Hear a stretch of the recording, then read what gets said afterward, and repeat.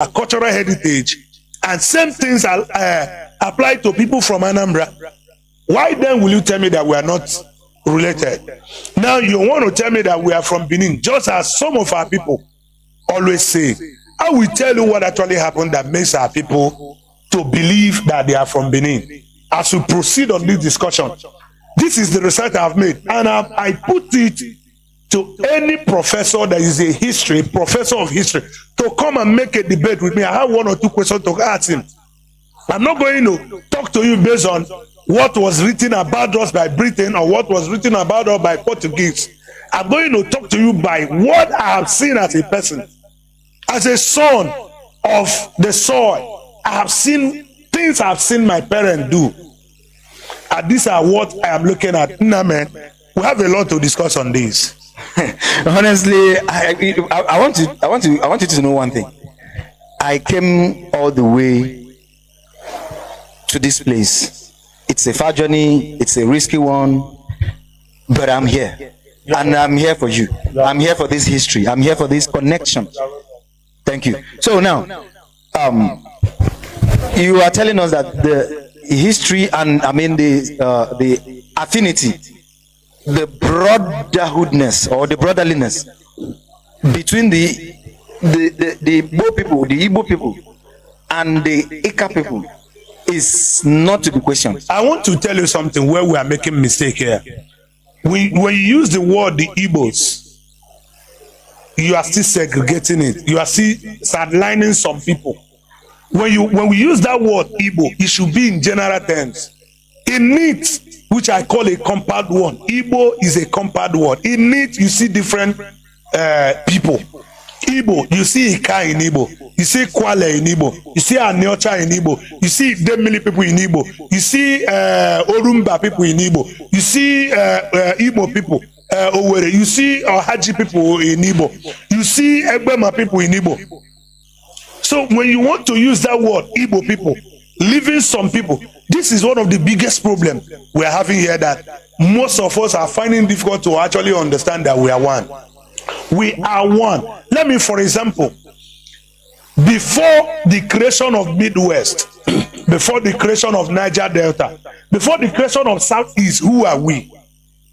Who are we? Are you not aware that when you come to the place called Delta State, Akumazi Umocha, we have 5 villages that make up my community. We have Ishube, where I'm from.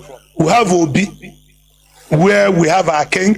We have Oduga, we have Idumigwe. We have Ogwade. Now, when you look at these 5 communities, Oduga, now you travel down, we have a neighbor. After Akumazi Umocha, there is a community called Owere. Then this Owere is a place you see in Imo State as a capital. You go to Akwa Ibom, we have a local government in Akwa Ibom. Just as we have a local government in and these people are referred as the Igbo people in Akwa Ibom. Now, when you come to our place, you go to, what is it called? Kwale. We have Ibuku. You come to Anambra, we have Ibuku. Now you come to Anambra, there's a place called Okuzo. You go to Okuzo, the man that founded Okuzo, his name is Oduga, Ibu Oduga. Ibu Oduga, you come to my community, you go to Ibu, Okuzo, there's a place called Oduga, Ibu,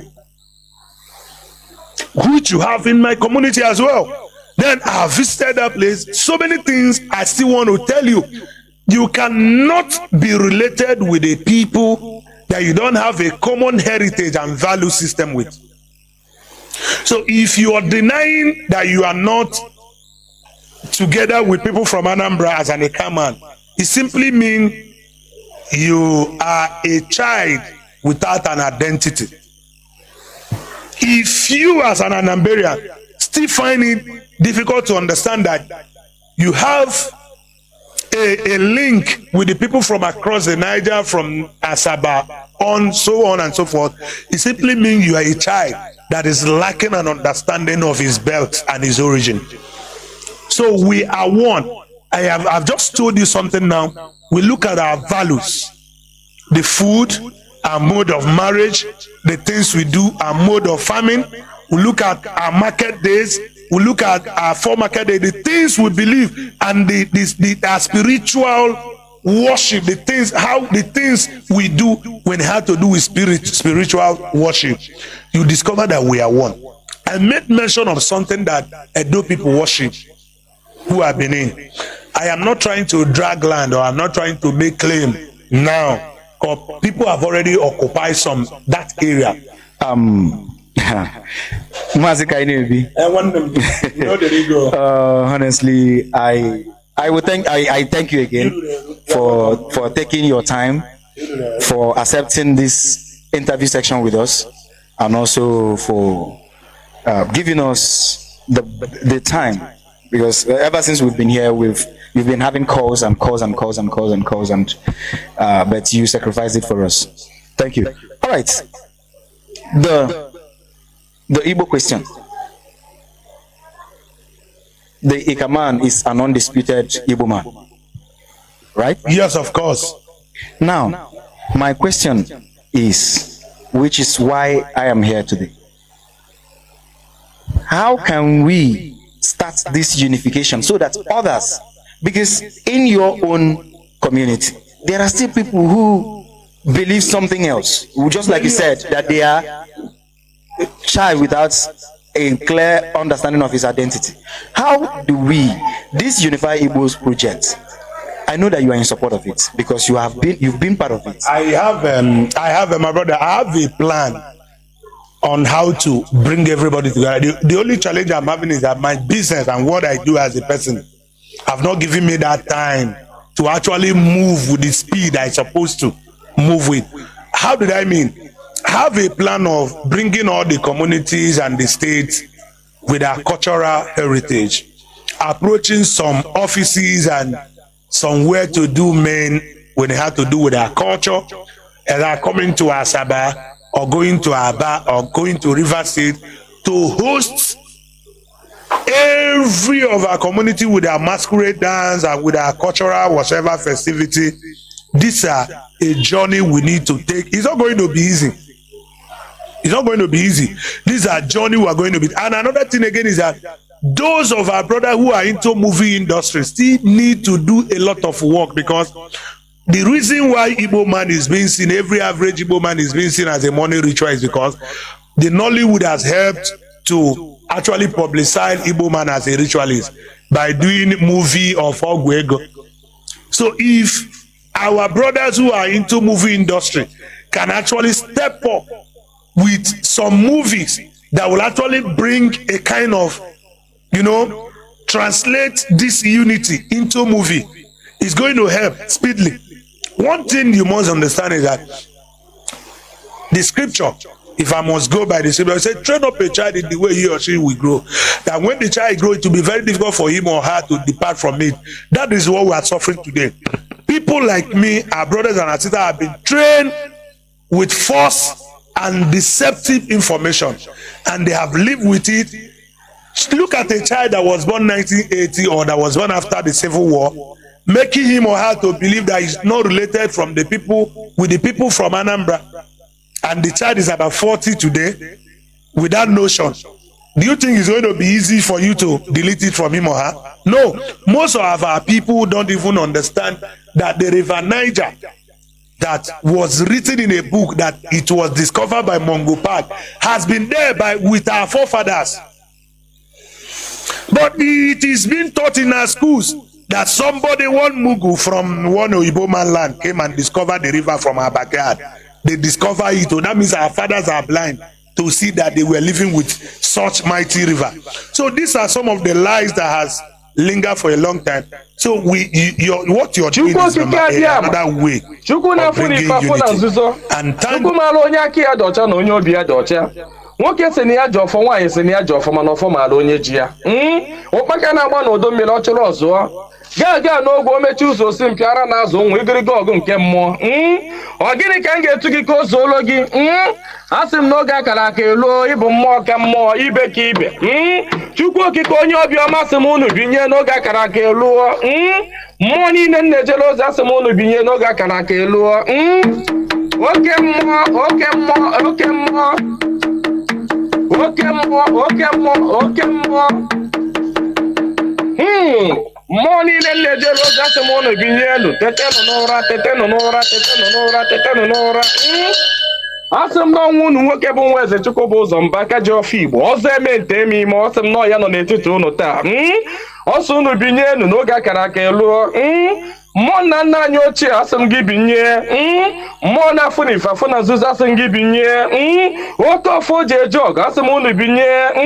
Ọfọ ndị Igbo niile asị m gị binye. Ọfọ ndị mmiri asị m gị binye. Ọfọ ndị ikuku asị m gị binye. Eze nwaanyị osimiri asị m gị binye.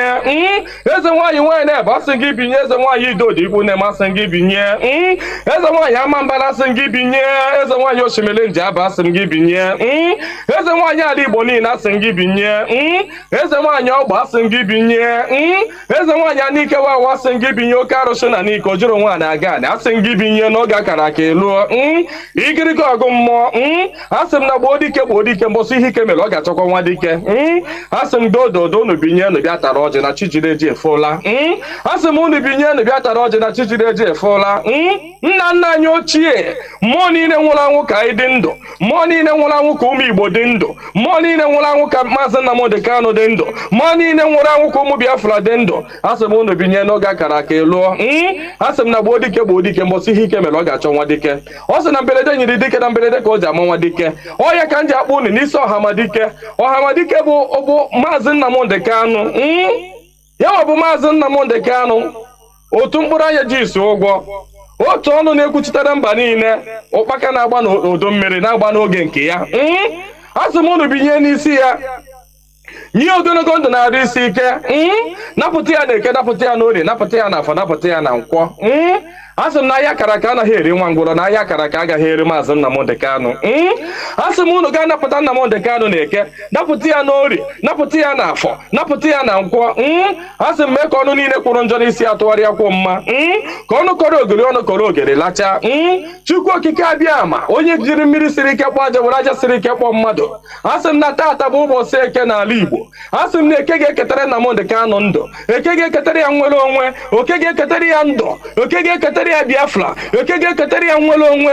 Oke ga-ekegburu ya ndị iro, kegburu ya ajọ mmadụ na ajọ mmụọ. Asị m na mbọsọ ga-apụta ekwensu ga-anọ n'ụra, ndị ilo ya ga-anọ n'ụra. Ọ kwara ekwe osu.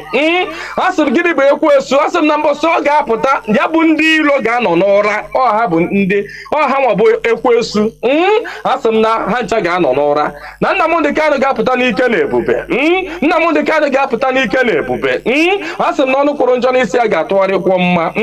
Asị m ọbịa igbu Nnamdi Kanu gbuo onwe ya. Onye si na Nnamdi Kanu agaghị adị ndụ, onye a ga-eji anazere mmiri. Onye si na Nnamdi Kanu agaghị apụta, onye a ga-eji anazere mmiri. Ọnụ niile kwọrọ ogiri ọnụ ga-akọrọ ogiri lacha. Osisi abụla oturu ga-emeche wee kwele. Onye asị na Nnamdi Kanu agaghị apụta, asị m na ọnụ ahụ iji wee kwuo ya na ike ejikwa ya wee kwugharịa mma n'isi ya. Asị m na ya bụ onye ahụ na-atụ Mazi Nnamdi Kanu aka, asị m aka gị ga-akpọnwụ. Osisi ahụ fọrọ Nnamdi Kanu wee tọọ nkwe, asị m ikuku futuo gị. Anya ọbụla fọrọ Nnamdi Kanu kwawa akwa alịla, asị m alịla akọrọ ya n'anya. Onye fọrọ Nnamdi Kanu cheta ihe gburu nwa ya, ihe gburu nwa ya gbuo ya, maka na ọ bụrụ ya gburu nwa gị. Chukwu okike abịa ama asị m na mberede nyiri dike mberede ka o ji ama nwa dike. Asị m na okirikiri ka a na-agba ukwu ose, ọ dịadị ukwu ose elu. Na okirikiri ka ndị iro ga-agba Nnamdi Kanu mana ha ama mkpata ya aka. Ọ sị na nkirikiri ka ọ na-ekiri odido jiri odido enyi ozu. Na ọkwado nkirikiri ka ndị iro ga na-ekiri ya mana ha ama fụ ya anya. Asị m na eje anaba isi ije. Asị na Nnamdi Kanu ga-eje na ọ ga-ana. Asị m na inye anaghị eri ọba maka na inye na ọba bụ nwanne. Inye agaghị eri Nnamdi Kanu maka na ọ bụ nwi. Asị na Nnamdi Kanu ga-adị ka echi anaghị agwụ agwụ. Maka na ije ejere bụ ije mmiri, ọ bụrụ eje nkụ. Asị na ya bụ ije ga-abụ ije mmiri. Asị m na ọ ga-anata n'udo. Asị m na ọ ga-abata sirili welere. Asị m na unu ga-aga kpọnatara anyị Nnamdi Kanu. Asị m unu ga-akpọnatara anyị Nnamdi Kanu. Ga kpọnatara anyị Nnamdi Kanu. Ga tụnye ugo, ga nye ya mmeri, ga nye ya mmeri, ga nye ya mmeri. Tụnye ugo n'elu ugo, nye ike n'elu ike, nye ya ndụ n'elu ndụ. Ọkwanụ ndụ ka o ji efu na-efufe. Unu nye Nnamdi Kanu ndụ, onwe ike wee kwụrụ jinjin, onwe ike wee kwụrụ wee fuo n'ofufe. A sị na ya kara ka anaghị eri nwa ngwụrọ. Ihe mere ha ji jide Nnamdi Kanu bụ ka nwee ike wee megide ndị Igbo, ka nwee ike megide ụmụ Biafra, ka nwee ike wee kwuchie anyị ọnụ, ka ha nwee ike wee kachie anyị ọnụ, ka anyị ghara ikwu okwu ọzọ. Mana ama m na dododo Chukwu okike abịa ma ndị nwa na ndị nwe mmiri, ndị nwe ikuku, ndị nwe anyanwụ, mmụọ nna nna anyị ochie, mmụọ niile nwụrụ anwụ ka anyị dị ndụ ndụ mmụọ niile ọ kwafọrọ ọbara ha n'ike maka ihi Biafra asị m unu binyenu asị m unu dododo na ọkwa na unu bụ ihe nwe ike a ọkwa na unu ga-eji ọgụ mmụọ a ọkwa na unu ga-aga bụori ahịa ọkwa na unu ga-aga napụta ya maka na ihe ọ tinyere unu n'aka anaghị ele ule asị m dododo igiriga ọgụ mmụọ eze nwaanyị niile nọ n'ala Igbo mmụọ niile nọ n'ala Igbo asị m unu binye maka na onwe onye nọ n'ụwa na-anaghị aṅụ mmiri onwe onye nọ n'ụwa na-anaghị eri nnu nnu bụ ihe ụtọ si na mmiri wee pụta onye ọbụla na-eri ihe na-eri ihe dị na mmiri onye na-asa arụ ji mmiri asa arụ onye ọbụla na-eme ihe ọbụla ọ na-eme ji mmiri eme ya asị m ihe ọbụla mmadụ na-eme n'ụwa mmiri ọ na-ebubu ụzọ asị m onye ọbụla kpọrọ mmiri asị na mmiri a ga-agbagbu ya asị m onye ọbụla fụrụ mmiri n'anya ga-afụ Nnamdi Kanu n'anya onye ọbụla fụrụ mmiri n'anya ga-afụ Nnamdi Kanu n'anya onye ọbụla mmiri na-awụsa n'arụ ga-afụ Nnamdi Kanu n'anya onye ọbụla mmiri na-emesa n'arụ ga-afụ Nnamdi Kanu n'anya onye na-aṅụ mmiri na-eri nnu asị m na ọnụ anyị ji wee rie nnu wee ṅụọ mmiri na ị ga-eji akwa okwu ọma n'isi Nnamdi Kanu n'aha Chukwu okike abịa ama ise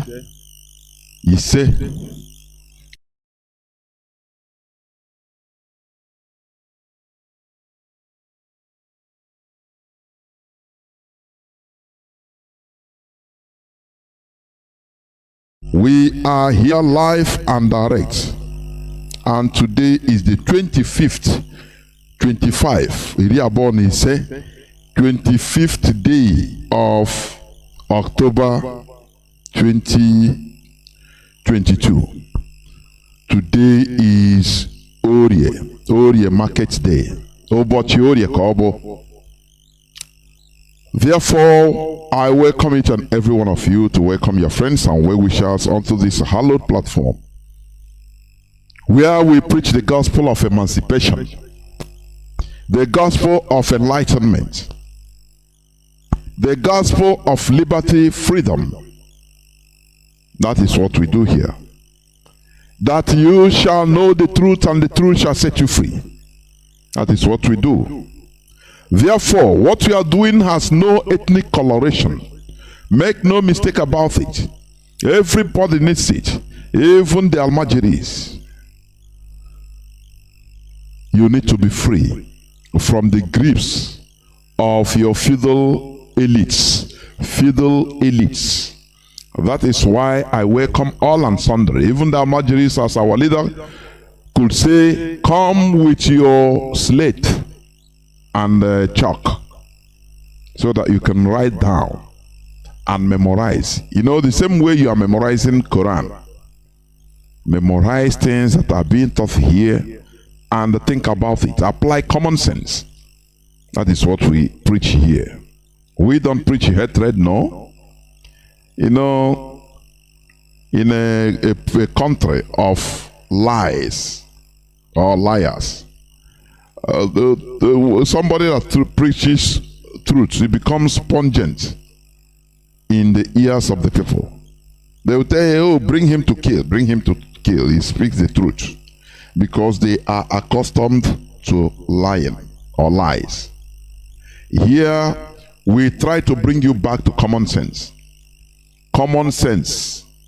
That is what we do. To bring you back to think, reason like a human being that you are supposed to be.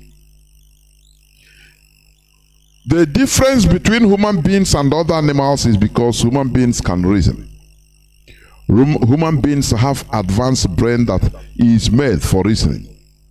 Do you understand? But when you cannot reason, when you are there only for looking for your food, then I ask, what is the difference between you and ordinary animal? Goat.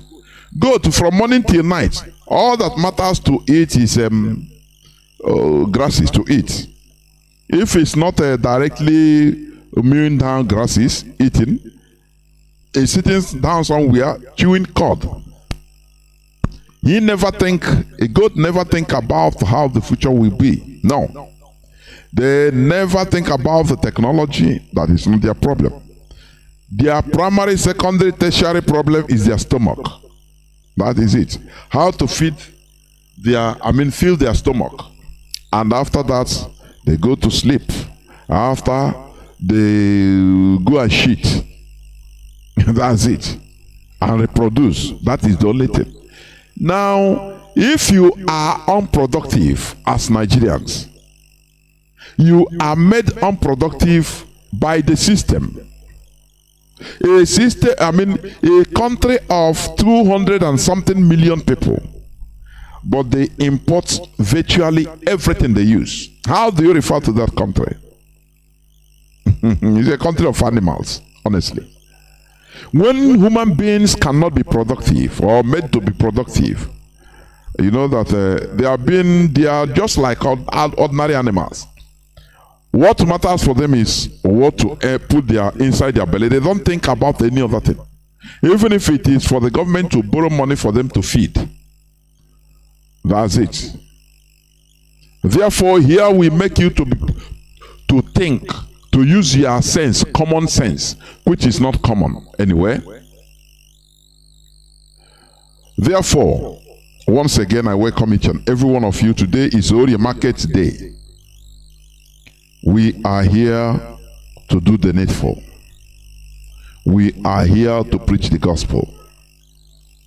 Before I enter into the subject matter, which is the topic says agents of division and conquest.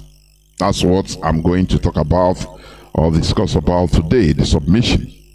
But before I go there, I want to just look into some news that made headlines, please.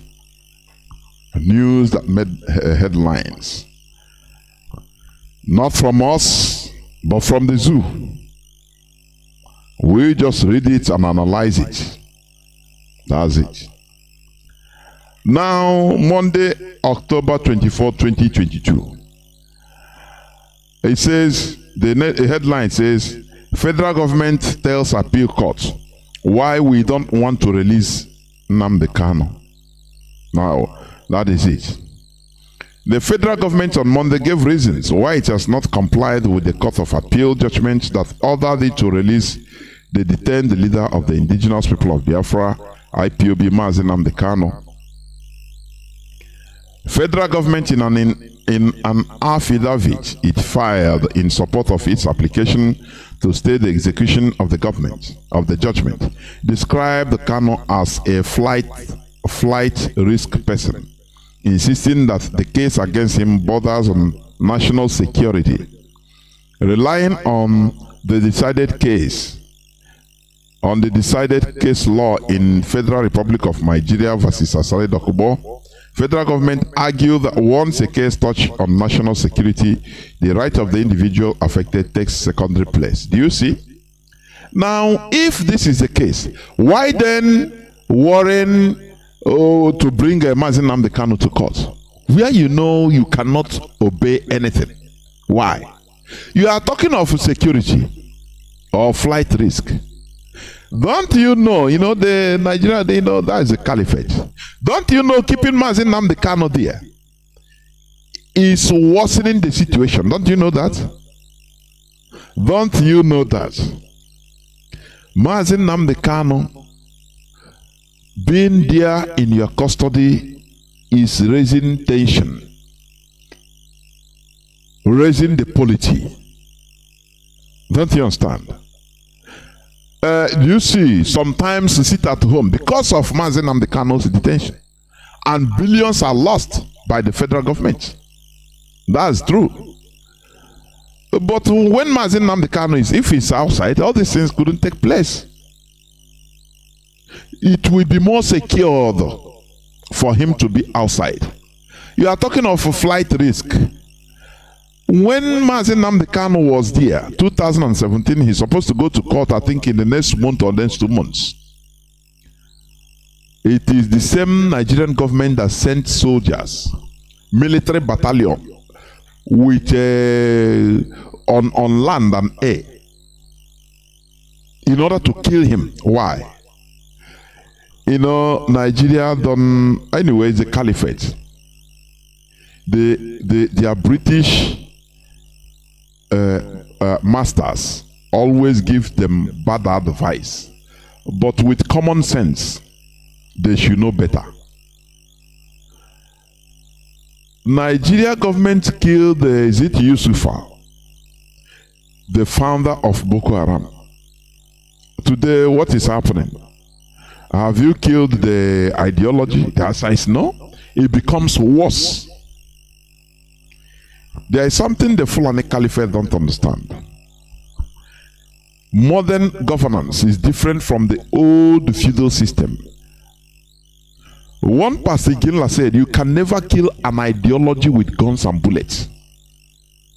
You only kill an ideology with a superior ideology. That is the only thing. But the problem is that the caliphate, they don't have any superior argument. That is why everything for them is guns and bullets that they don't even produce. They cannot produce in a million years. Guns and bullets, they cannot produce. That is what matters to them. They thought that everything is intimidation, kill them. Look at what they are doing in our land. Look at how they are tactically removing railway lines. Many of you might have had it or seen it. I know. From Iguacha to Zoakole to Abia. Railway line. They say, oh, we are bringing more. They are removing all those things in order to pay. Telling China to take as scraps.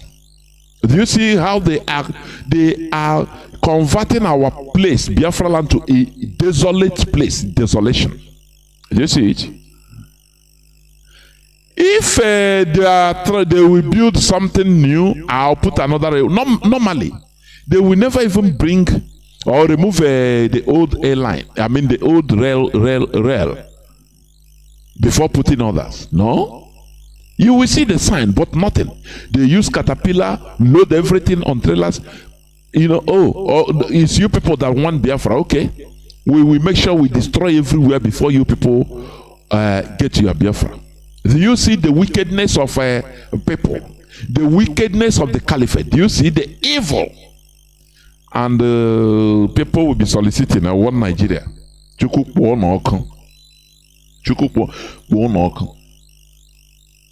Even the railway lines leading to Zita Abuja to Kanu or Kaduna that are being vandalized, even they are replacing them every day. They replace them.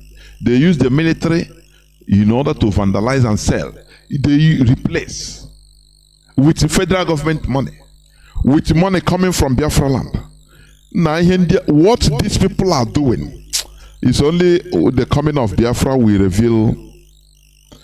I pray to Chukwuoke that we will have the serenity to bear what the revelations of the damage they have caused in our land. I'm telling you.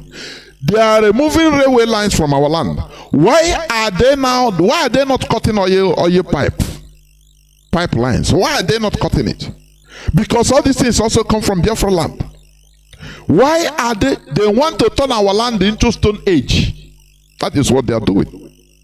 Removing railway lines. And the worst part of it is that our so-called politicians are there. Because they are nothing. They are just ordinary agents of division and conquest, as I will preach today. That is who they are. They put there as vassals to their masters. They can't talk anything. They can't rise up. They can't tell the people, look at what is happening. It is very, very pity. I'm telling you honestly. How they are turning our land. Removing railway lines. Do you know what it means? Cutting, you know, they made sure that we don't have seaports. No international airport. Now the other day, don't you see how they, you know, try to block almost Biafra land? Abagana sector, Soka. They block Iguacha side. They block Goja side on road and start burning containers of goods, of people. These people are what these people are doing us before God and man. Even the colonizing Europeans, they never did like this. I'm telling you honestly. This is what South Sudan saw at the early time. I applaud them. You know, I used to give example with them. I applaud. Forget about what is happening now. That is how it can be sometimes. Okay, culture in their land. Forget. They saw the character of the Janjaweed right from before their independence, and they started action that time because they are wise. Do you hear me clear? From 1955, South Sudan carried arms. Before independence, they had independence.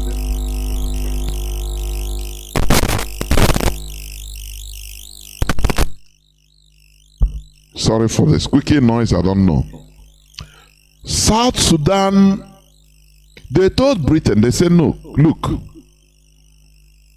the way we are, you want to keep us under these people. Oh, you people have independence. Okay, I leave you. Okay, I go. The South Sudanese, they told Britain, they said, no, it cannot go like that. Oh. This independence we are doing, we must be separate. You cannot go and hand us over to this Janjaweed in the north. No, it's impossible. Instead, we fight any person that remains. We go into the independence of South Sudan. And that is what happened. Do you understand? From 1955, South Sudanese started the pick up arms. Because Britain say, who are you to tell us what to do? Who are you monkeys, black monkeys, to tell us what to do? That we own you. You know, one thing is this, the way Europeans react to black people is different. Truth should be told. Look at Haiti. Haiti is a vivid example. The way the Europeans, the West, always rally around against black, all of them, they will always rally around against one black people or one black nation or the other that wants to rise up. They will rally around all, both America, all the white people in this world, they will rally around in order to bring that people down, the black people down, because they don't want us to see the light at all. They want us in Haiti. Look at Haiti. Haiti in 18th century. They had independence. They want to develop. They liberated themselves. They fought very hard. They defeated Napoleon Bonaparte's French army. One of the best in that time, or if not the best. But France rallied both America, England, all the Europeans, the West. Say, Abego, on a day there, where this form of slave, the black people, if you allow them, it will be a wrong precedent or wrong signal. They will rise up, they will be developed, and they will be competing with us. The whole Europeans, the whole white people, the whole white world, America, you are seeing, they rally around. America that fought for their independence. They blocked the Britain that used to fight every time with France. They removed their personal field, their private fight. They remove it. They now have vengeance on the black people, their common enemy. Let me tell you, that is history. It's a historical fact. They blocked Haiti from buying and selling with the outside world. Islands like that, archipelago like that. They blocked them. Britain and America, they brought their navy to block them. They can never buy anything from outside. They can never sell until they regulate. They bow down to France. What I'm telling you, I'm not making it up. It is a reality. But do you know that all these African politicians, they never talk about it? Because all of them are under, they are agents, managers. That's it. When you see that Haiti, oh, there is problem in Haiti, there is a food shortage. Oh, United Nations will playing lip service.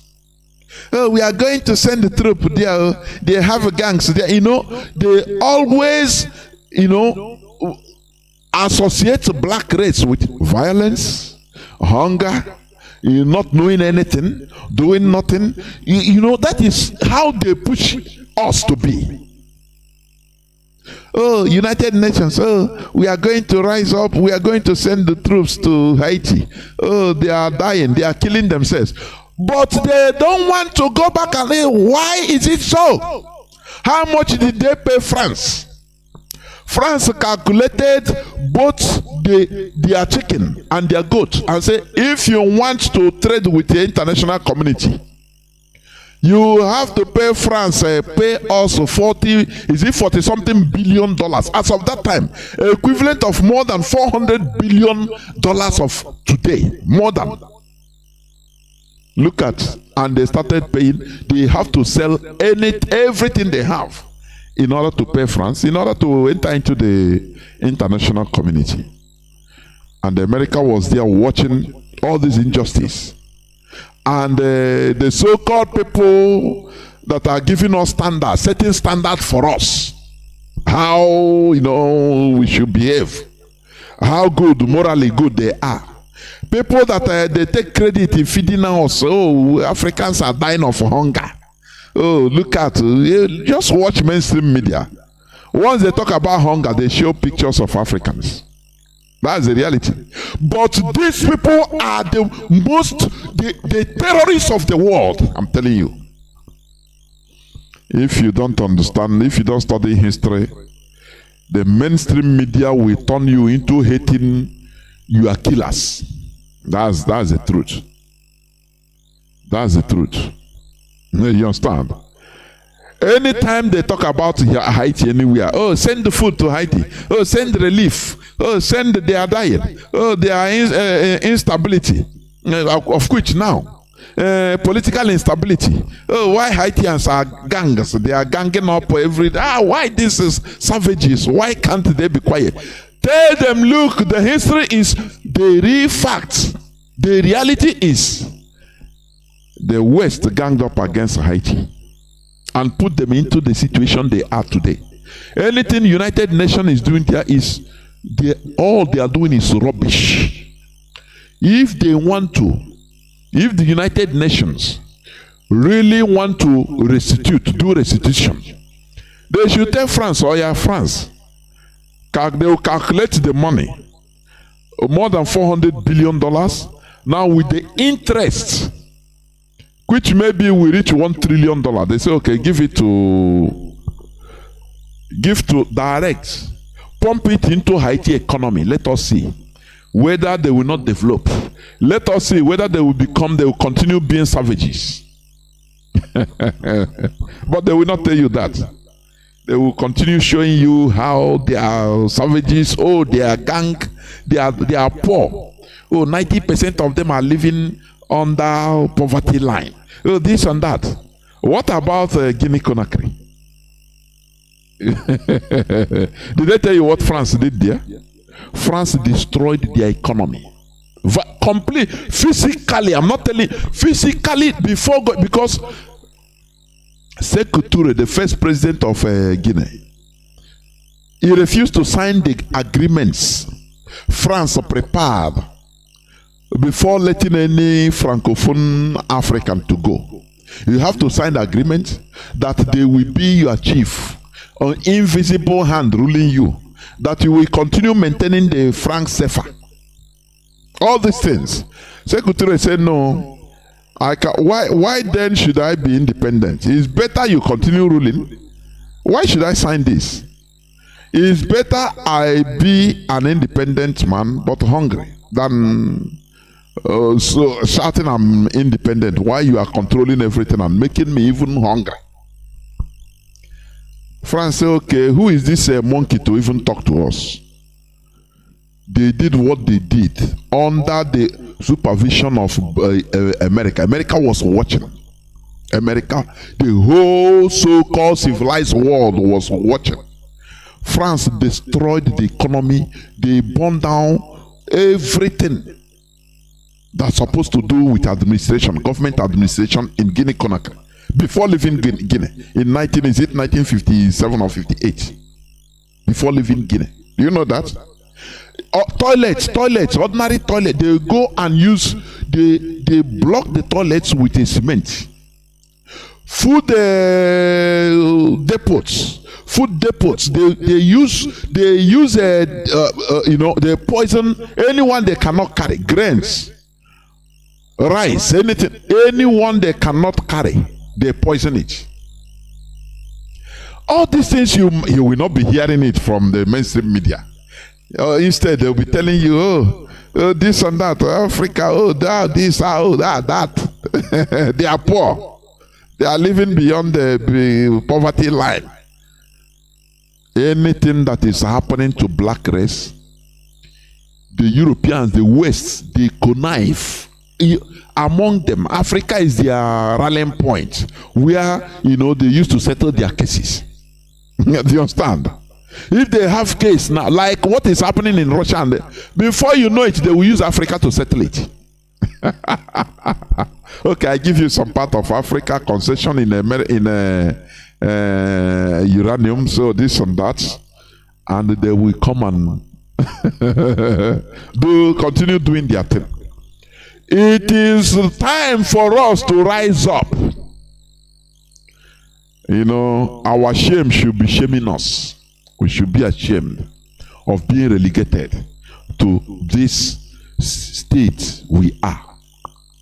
And the main cause, when Africans started selling their brothers themselves due to tribal hatred, due to quest for money and fame, any reason they started selling their own brothers to foreigners. That is when their prestige fell. But those people that did that thing, funny enough, they are no more alive. But that time, they thought that it is the mode. Now we are making money with strangers. Now look at this stranger, we are making money, living big. But they are no more alive. But we, the generations, we are the people suffering it. Do you see it? That is why we want to correct the mistakes of our ancestors, the mistakes of our forebearers, so that we remain people with integrity, with class, so that we are unbuyable. That is what IPOB is trying to put or insert into the mentality, our mentality. You can be hungry but reject the food. It depends on the condition of that food. After all, Thomas Sankara did it when he entered power in 1983. Burkina Faso, France left it as usual as a very poor nigger. Normally, there shouldn't be any poor country. Normally, anywhere there is a congregation of people walking and moving around doing things, there shouldn't be any poor country. All you have is poor management. Black people allowed hatred to blind them, and they started selling their own brothers. They started selling their own people for money. Do you understand? They started selling their people for money, and that brought down the prestige, the class of black people. Those people that have bought the Europeans that we are doing business with, all those few black elites, also hate them. That is the start of African problems till today. When you sabotage your own people, when you sell your brother to a foreigner, the foreigner will not even trust you. Do you understand? That is what we are suffering today. That is the reality. That is why we are punished. I'm telling you, even divinely it's like that. Spiritually is heavy punishment. Do you remember the punishment God gave to the Israelis because of selling their own brother. Yes, that brother, after he forgave them, after going to being second in command in Egypt during famine, Joseph. His brothers went there unknowingly. It is for him, and it's okay. It's to save them. Okay, they migrated. But after he died, another Pharaoh that didn't know him came. They suffered this for 400 years, slavery. They were sold into slavery for 400 years. Do you know what? The reason for selling their own brother, that is why they suffered as slaves in Egypt. That is why black race is suffering. Had it been where every country, every kingdom, every race, we are engaged in slave trading, that is for sure.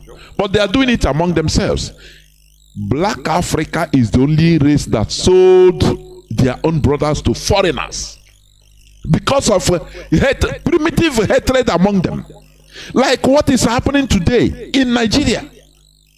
The Fulani, instead of favoring an Igbo man, instead they say they will give work to somebody from America, a white person from Australia. Instead of to that same thing, Igbo man, Biafran can do it more, but they say no. Do you see that kind of hatred? Do you is out of this earth? It is not only them, it has been like this among black people.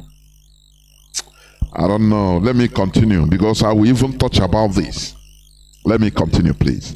So when the federal government, the Fulani Caliphate of Nigeria, if they are giving an excuse that look, because of insecurity, because of Nigeria security issue, national security. What is national security when you are holding somebody that can cause insecurity everywhere? They are doing things upside down. That is it. That is what I'm telling you. But Mazi Nnamdi Kanu must be released. It must. There is no need to rigmarolling. They go to the first time they ask Buhari when he was alive. He said no, he's not going to interfere. He's not going to interfere. I think he's in the impostor. He's not going to interfere in Mazi Nnamdi Kanu's trial. So let the court do their job. Now court have done their job and they say release him. He committed no crime. They say no, national security. After we shall see another excuse. You people have to release him. You must. It's not. We are not begging. It's a must because he committed no crime. We must continue.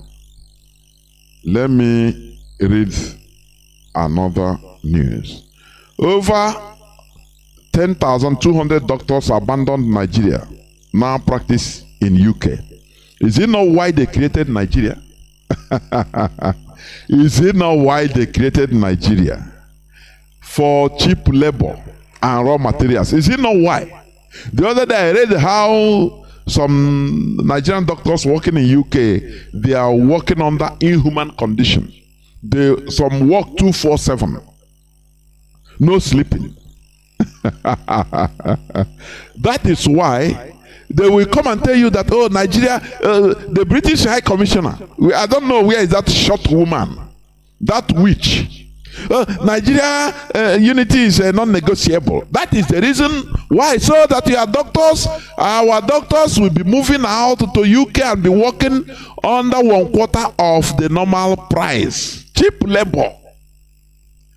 If maybe a UK doctor normally is paid 100 pounds, for example, let me say for example, for a day.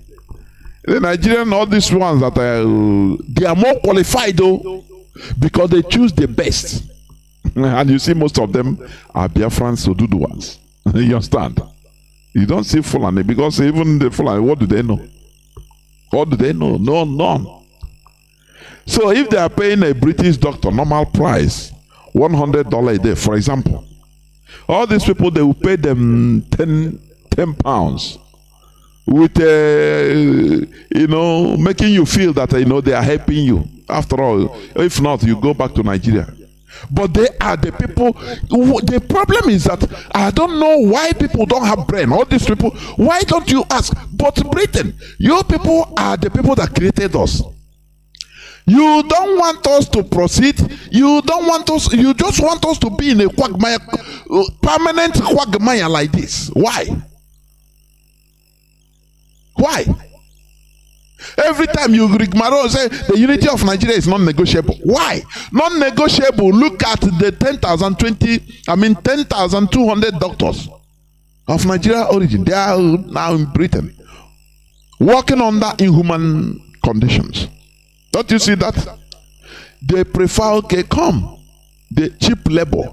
That is what Germany, Second World War Germany, what they wanted to do with Africa is what the Europeans, they have that idea. They are doing it in Africa, but deploy in a diplomatic way.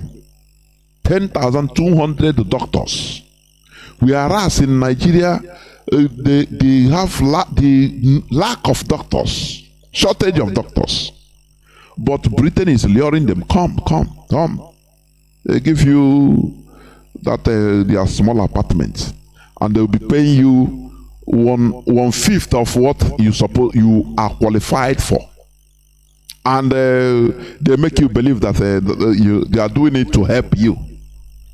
Why can't you ask and say, look, Britain, if these 10,200 doctors come out on the street and protest in the city of London, say we want to go home, we want our own country whereby we will work and make better. Oh no, but on this UG, we did do that. As far as Hana come out, let us. We have to go and build. No, I beg go. Hey, you want them to sack me? As I'm eating, thank God. I'll go to church and give testimony. Ndiara, you give, and God have done it too. I'm now in Peckham. I'm now in Manchester. His people will go and do sacrifice and do testimony. In the very cheap, low life set of human being. This OG, I'm saying it here. It's true. I'm among. It's true. People that lack class and honor. They cannot think and come and say, look, these people we are running to their countries, we are professionals, they are human beings like us. Why can't we effect a change in our own land? If only doctors or 10,200 people, what of engineers? No, they don't talk about it. These are recorded ones. So there are many doctors that are working as sheet carriers in London. Many are cleaning the ass of little babies, but they are qualified doctors. You don't count them. But will they come out and say, let us fight for our country and get and be proud and be in our land, so that others will be vying to come to our land? They cannot do it because they are low life. IPOB, started by Mazi Nnamdi Kanu, he started this thing to change the mentality of black people, that we are human beings like others, that we can think like others.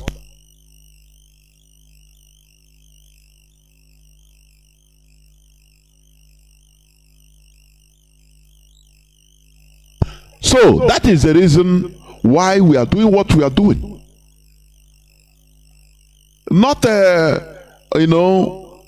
feeding fat in slavery, as people are doing. Oh, at least come on, come dolewa. Oh, I want dolly. Very wrong mantra. You continue staying. You prefer to die in slavery as long as you are eating meal. As long as you are feeding, you prefer. Now, I don't want problem. Now, leave. Let us live like this. This is very, very low life, I'm telling you. Another news headline. Islamic police, Hizbah, impounds 5,800 bottles of beer in Kanu State. Do you see it? In a country that is one country, The North is on a country that's supposed to be a secular country. The Sharia North is imposing their non-selling of alcoholic beverages. If they impounded and destroyed 5,800 bottles of beer. Calculate it. This is money. In one country, this is money. One law, there is different law completely in the Sharia North, but the country is secular. But they can come to the south, to our land, to impose their grazing, cow grazing, open grazing. Fulani headsmen on rampage say this is this is Nigeria. Everybody have the right to be in every part or do anything they want. But you cannot talk like this in their Sharia North. Does it not make you a slave in that country? You know, if we are talking, we are making you to think, you know, have common sense. When the Fulani headsmen, they can come in our land, do anything they want, and even defend it. Carry AK-47, destroy our farmlands, block roads with their cows, which is anathema. It's abomination in our land. No, we don't take action. No, it's not. Don't talk. We are in Nigeria. It's one Nigeria. Anybody can do anything, as long as it's not against the Nigerian law. Do you see how they cage you? But they themselves, they are destroying our means of livelihoods in the Sharia North, and it doesn't make news. It's not big deal. You have to continue. You know, our people there, you know, our people, Biafrans are sorry to say, but they behave like perfect slaves. Go there and say, oh, but now don't talk. Oh, hey, now, please leave. Leave everything for God. Go, the God that make you to buy this alcohol, they destroyed. Thank God they didn't kill yourself. You are going to do it. Don't worry, we pray. You are going to do it again, more and more. And you continue dying and suffering as a slave and accepting it in the same country. Don't you see that there is something wrong in your brain? Don't you see that Fulani is waxing stronger because of the loophole you have in your brain? That is why they are waxing stronger. Don't you know that? In one country. It's not against Nigerian law to sell beer. It's not against Nigerian law to sell alcoholic beverages. No. But in Sharia, no way. But when they come to our land, you say, okay, bringing cow is against our custom. It doesn't go to farm. You have to pen it, put it in a cage and train it. They said no, it's Nigeria. Everywhere it's for us, it's for Nigeria. Everybody, don't you see? And you know, they make it becomes a topic. It becomes a case. You yourself, you go, you cool down. You know, you say, oh, but now leave these people now before they start problem. Leave them. When they talk about, they say leave you, you are problem people, leave them. I beg, don't talk. When will the reverse be the case? We have been saying, fearing, no problem. Before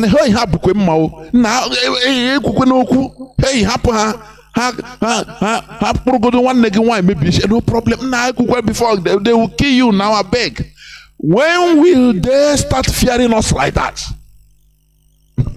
Are you going to continue being slaves? That is what Nnamdi Kanu, Mazi Nnamdi Kanu watched and said, no, it cannot continue. He rose us up. He rose the beast in all of us, the IPOB hardcores, in order to stand strong. That we shouldn't continue like this forever. Otherwise we become complete slaves. We must continue. Okay. Let me go straight to the topic of my submission today, which is agents of division and conquest. That is what I'm going to talk about today. Agents of division and conquest.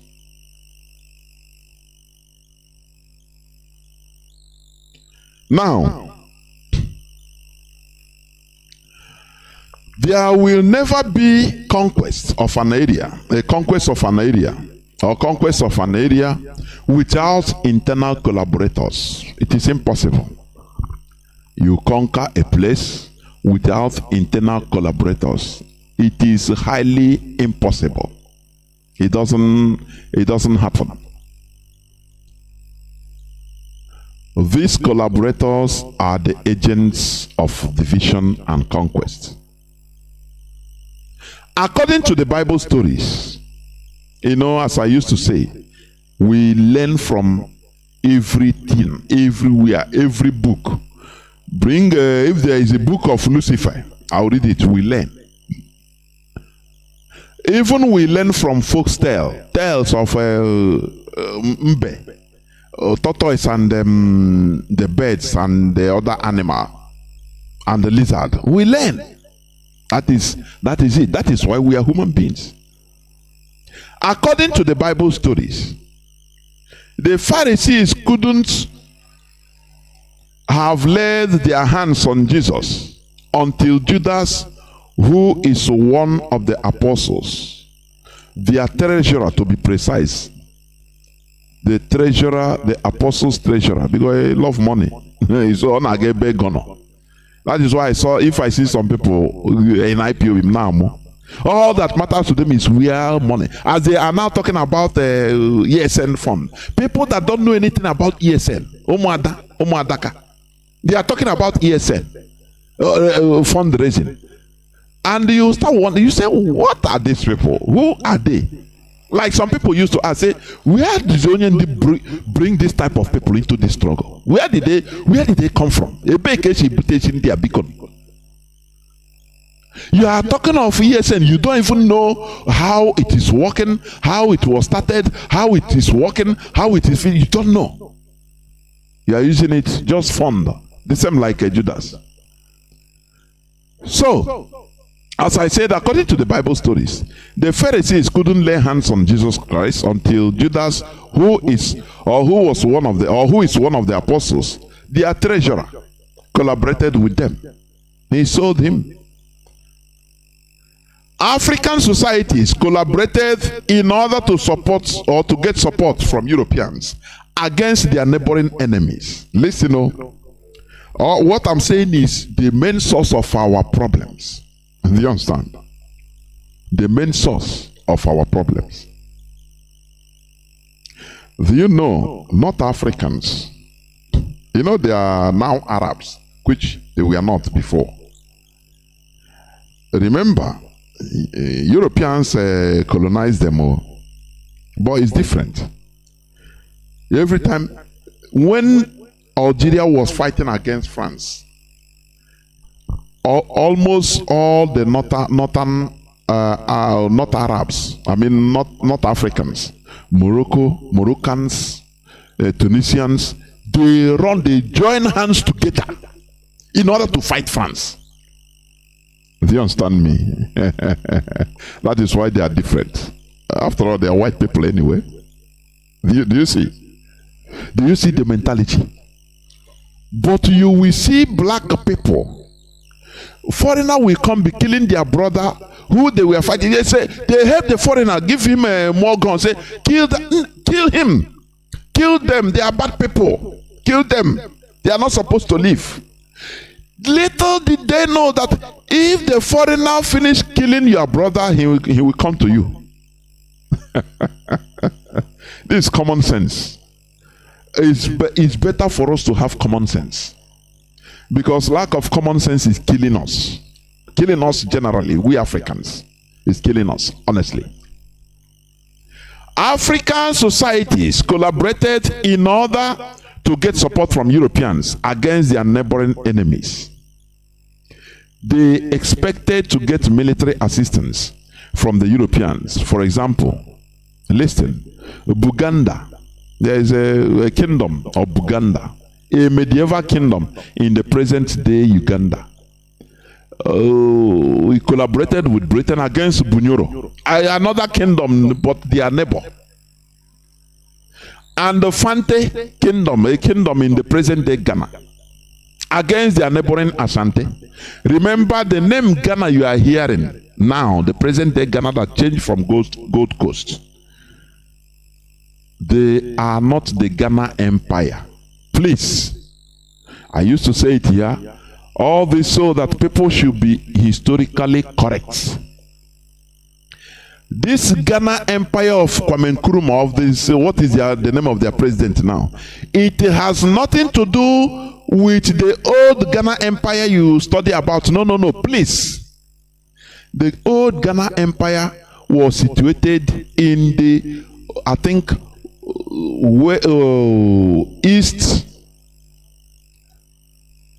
eastern side of present-day Mauritania. Do you understand me? Either northeast, I should say, northeastern side of present Mauritania. That is where the old Ghana Empire that was very strong. That was where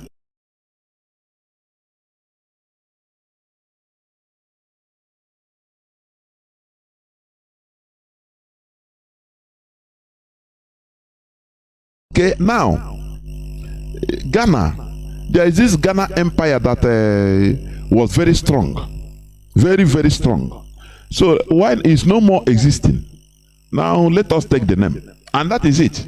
The same way Benin Republic you are hearing today, the name was Dahomey before, Dahomey, but they change.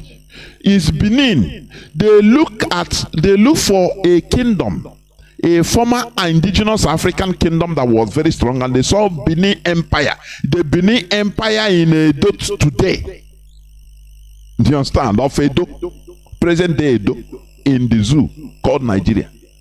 So Benin Republic, they say that time, they say, okay, Benin Empire, old Benin Kingdom, they had many exploits.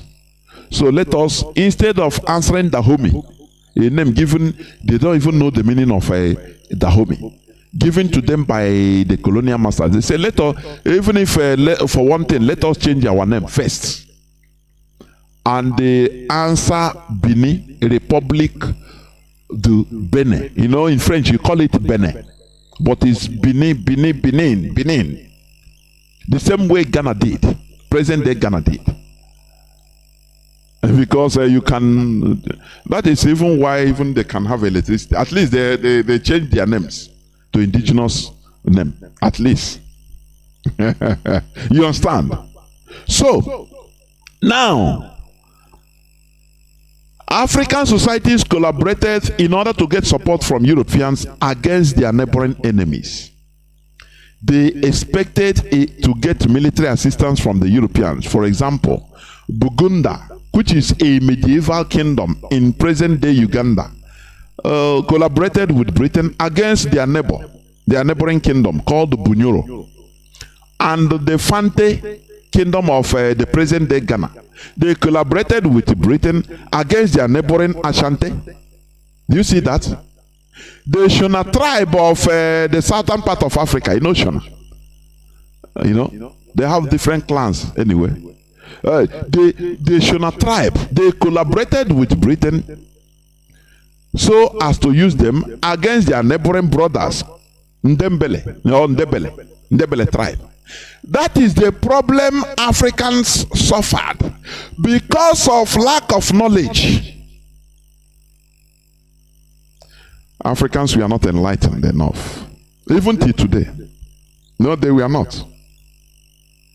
The British collaborated with communities like the Wanga and the Maasai, who were later used as basis to extend British authority over other areas. No, but remember today, most Maasai are best known for their residence near the many game parks of the African Maasai, the African Great Lakes. You understand? They are being watched today by tourists alongside their animals in Serengeti. These are they collaborated with Britain. You know they are pastoralists. That is their headsmen, like the Fulani. I don't know why all these pastoralists mostly all that matters to them is to collaborate to conquer others. collaborating with foreigners against their own brothers. Today, what is happening?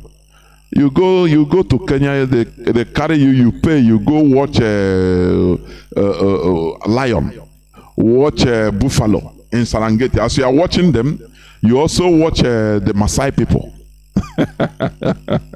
That is what they brought to themselves.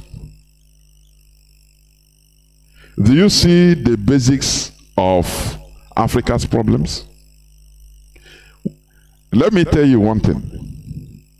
When the Chinese, they fought against each other. But when foreigners come to colonize, they regroup.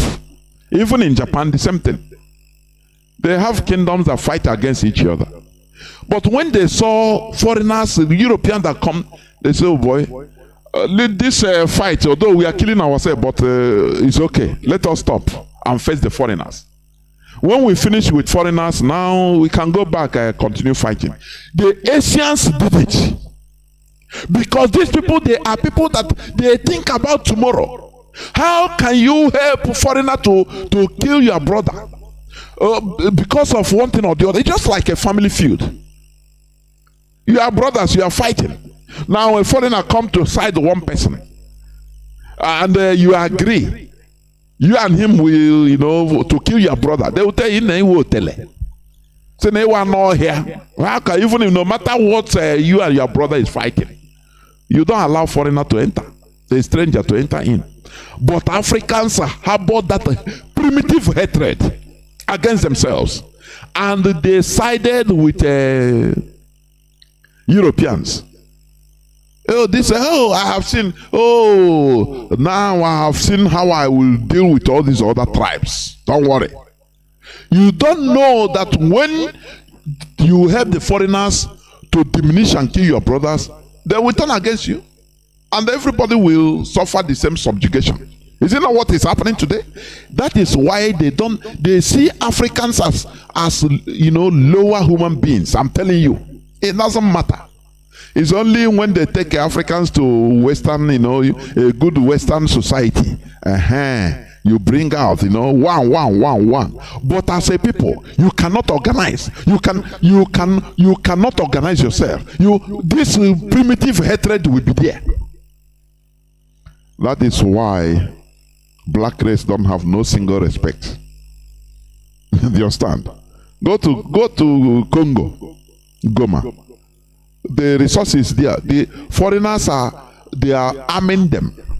They arm them to kill each other, and they pay with all these gold, diamond, rare earths, coltans, uranium, all. Something that maybe they give them weapons worth of $1 million, for example.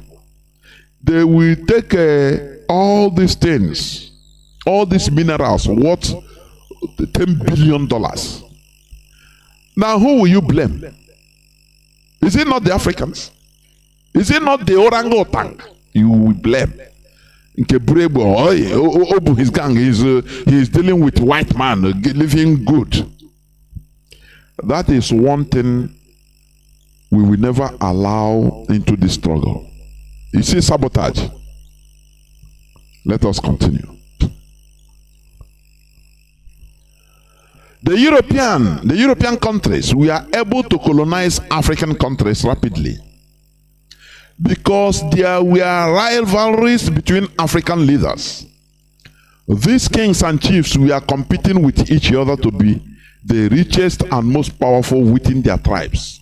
That is why they sell themselves penny for to Europeans, and Europe will take advantage.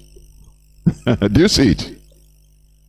All of them, they want to be, richer than other.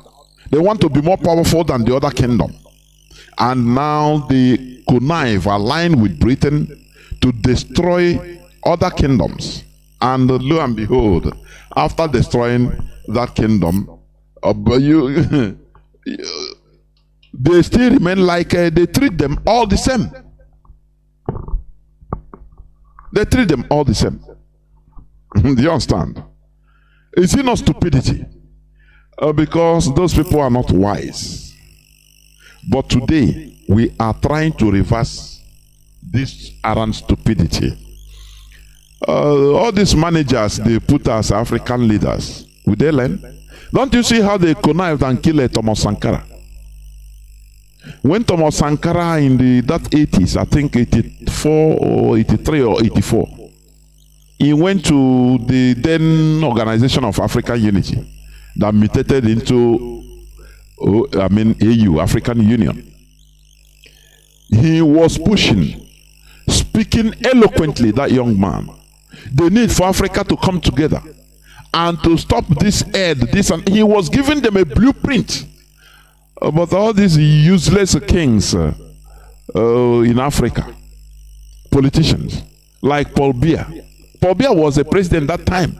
Then Sassou Nguesso of Congo Brazzaville. All of them, they were watching him say, "Oh boy, make this guy no come make us share more."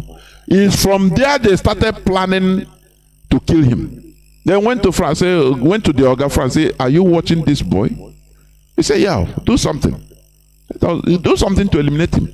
Because that is how Africans, that is how they behave. Instead of their neighbor to progress, instead they hew it down so that everybody will be down. Darkness everywhere. It's a very big pity. This is what IPOB is trying to change in our head. This is what we are trying to change, so that we progress, so that we advance. Let me play for you this clip, the clip of one man I cherish, Paul Kagame. Just listen what he's telling Africans, please. African leaders, we don't need to be invited anywhere to go and address our problems without first inviting ourselves to come together to tell each other. So they don't need to be invited outside to go and table their problems outside. You know, they act like bingos. Oh, the whole bingos in Africa. Oh, yeah, come. Japan is calling you. Even they will go 2 days before the day. They will go 2 days before the main day. They go there and relax. All of them. Japan, that has no single natural resources. Their natural resources, their brain, is their brain. Something that if they invest in their countries, that the sky will be the limit. No way. No way. Always they play politics. Playing politics. And it is the type of system. The type of system being imposed in Africa anyway. I'm telling you. Look at people that have their natural system. Look at which African country is doing good in this rubbish they call democracy. Just tell me, please.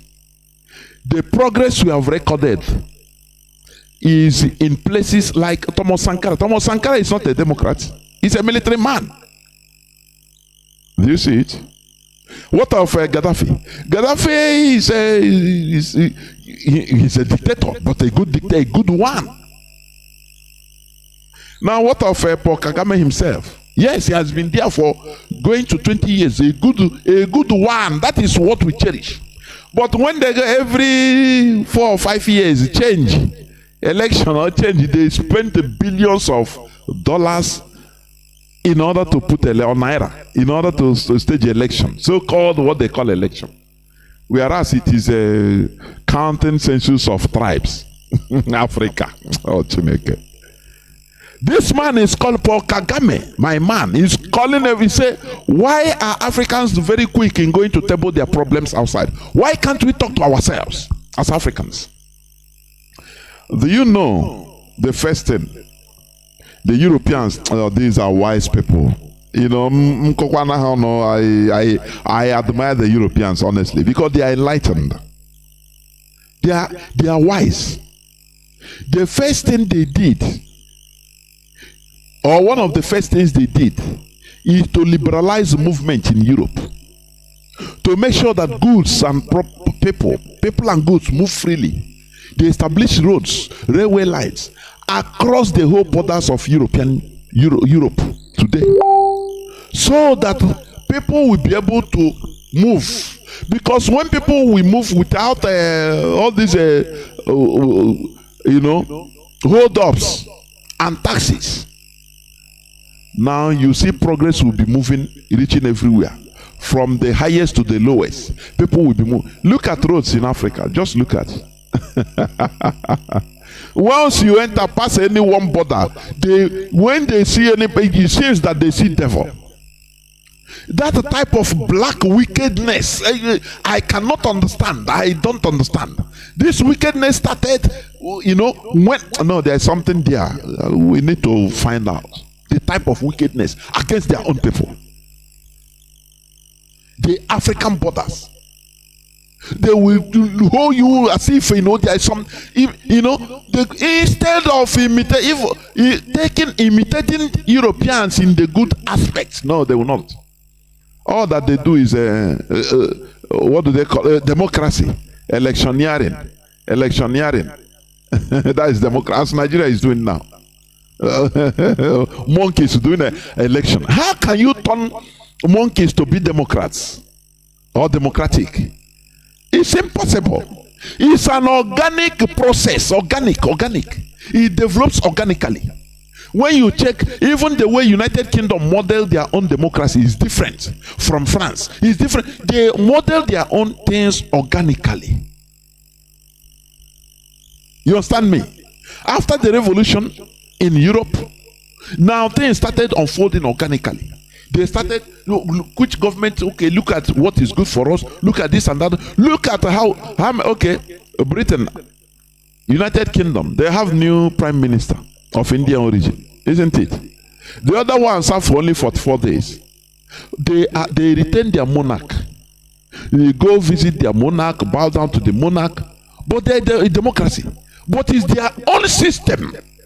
But in our own, they push us into, going into something we don't even know. How can you say Almajiri, they are democracy? Do you know what you are talking about? How? A feudal system with Sultan of Sokoto. How can you say, okay, look at Chineke Kwenahihojo? No. It's impossible. They put everybody in a mess and we accept it. But here we say no to it. We cannot continue this nonsense. Continue listening to Paul Kagame, please. I pray for this man so that he continues staying and developing his country. What we must have is a good mad person, a good dictator, in order to take charge. You understand? Look at what is happening in Mali. To severe this thing with France. Do you think it's easy? Do you think it's a politician can do it? Do you think somebody they put a so-called true vote through election can face France? No, it's impossible. It must be a mad person from a good mad person will come and challenge the status quo and try to find another solution. The problem is that when one country does, others will go around to sabotage him, to turn the country down so that they will bring the light down. That is one thing I see in Africa. Instead of Africans to rise up, like when there were revolutions in Europe, it took part in everywhere. When France started a revolution, England joined. Germany said, okay, this thing a good thing, we join. Others join. They say, no, we need changes. But in Africa, once one country starts, others will keep quiet, try to bring him down, so that everybody will be in darkness. That's why sometimes I look at it, I say, are we cursed? It's a curse. That is a curse. Everything good, once they start in one place in Europe, others will try to imitate.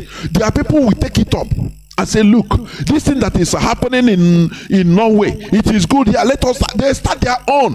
People will start because they are enlightened. But come to Africa, orangutan. They bring you down. The same way they brought Thomas Sankara down. And everybody go back to it. Say, how can Burkina Faso develop and we are here? Which means we'll be ashamed. Instead, everybody will push it. No, everybody will be in darkness. And they will bring the person down, bring that country down. Boom. Mali is doing his own now. Instead of other countries to join, they are using ECOWAS in order to bring it down, to sabotage it. How can one person or one country fight all? It is impossible. But Africans, the mistake, what my concern is, they continue making the same mistake they made. Our ancestors made for more than 500 600 years ago. Africans are still making the same mistake. Please continue listening to this man. They are worshiping foreigners, ready to go to foreign land, Europe, America, Asia, but go meet your brother now, your neighbor. No. Who is he? How can we talk? Who is he? Very useless character. Please listen. Without first inviting ourselves to come together to tell each other the actual truth that we must tell each other about our serious problems.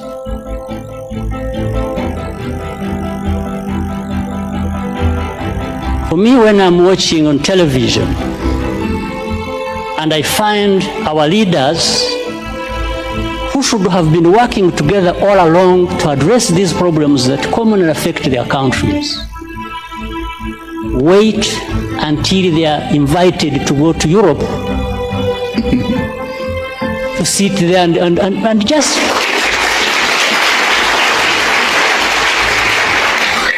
it's like they are made to sit. There is clap, yes. But one thing I hate with this clap, it seems he used to block, once they clap, Africans clap, it blocked their ears. That's why I hate it. Instead of listening keenly. Yes, the clapping is good. But for Africans, it blocks their ear. Once they all those words they talk, they use it to man and jackery. They use it as a comedy. Nah, this man, now wow, they talk. Go do now, wow. I don't know type of people like this. I don't know. But we must continue. Sit down and address their problems. Why does anybody wait for that?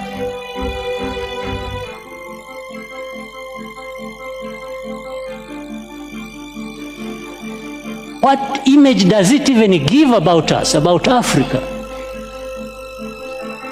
In fact, the image it gives is that we are not there to even address these problems.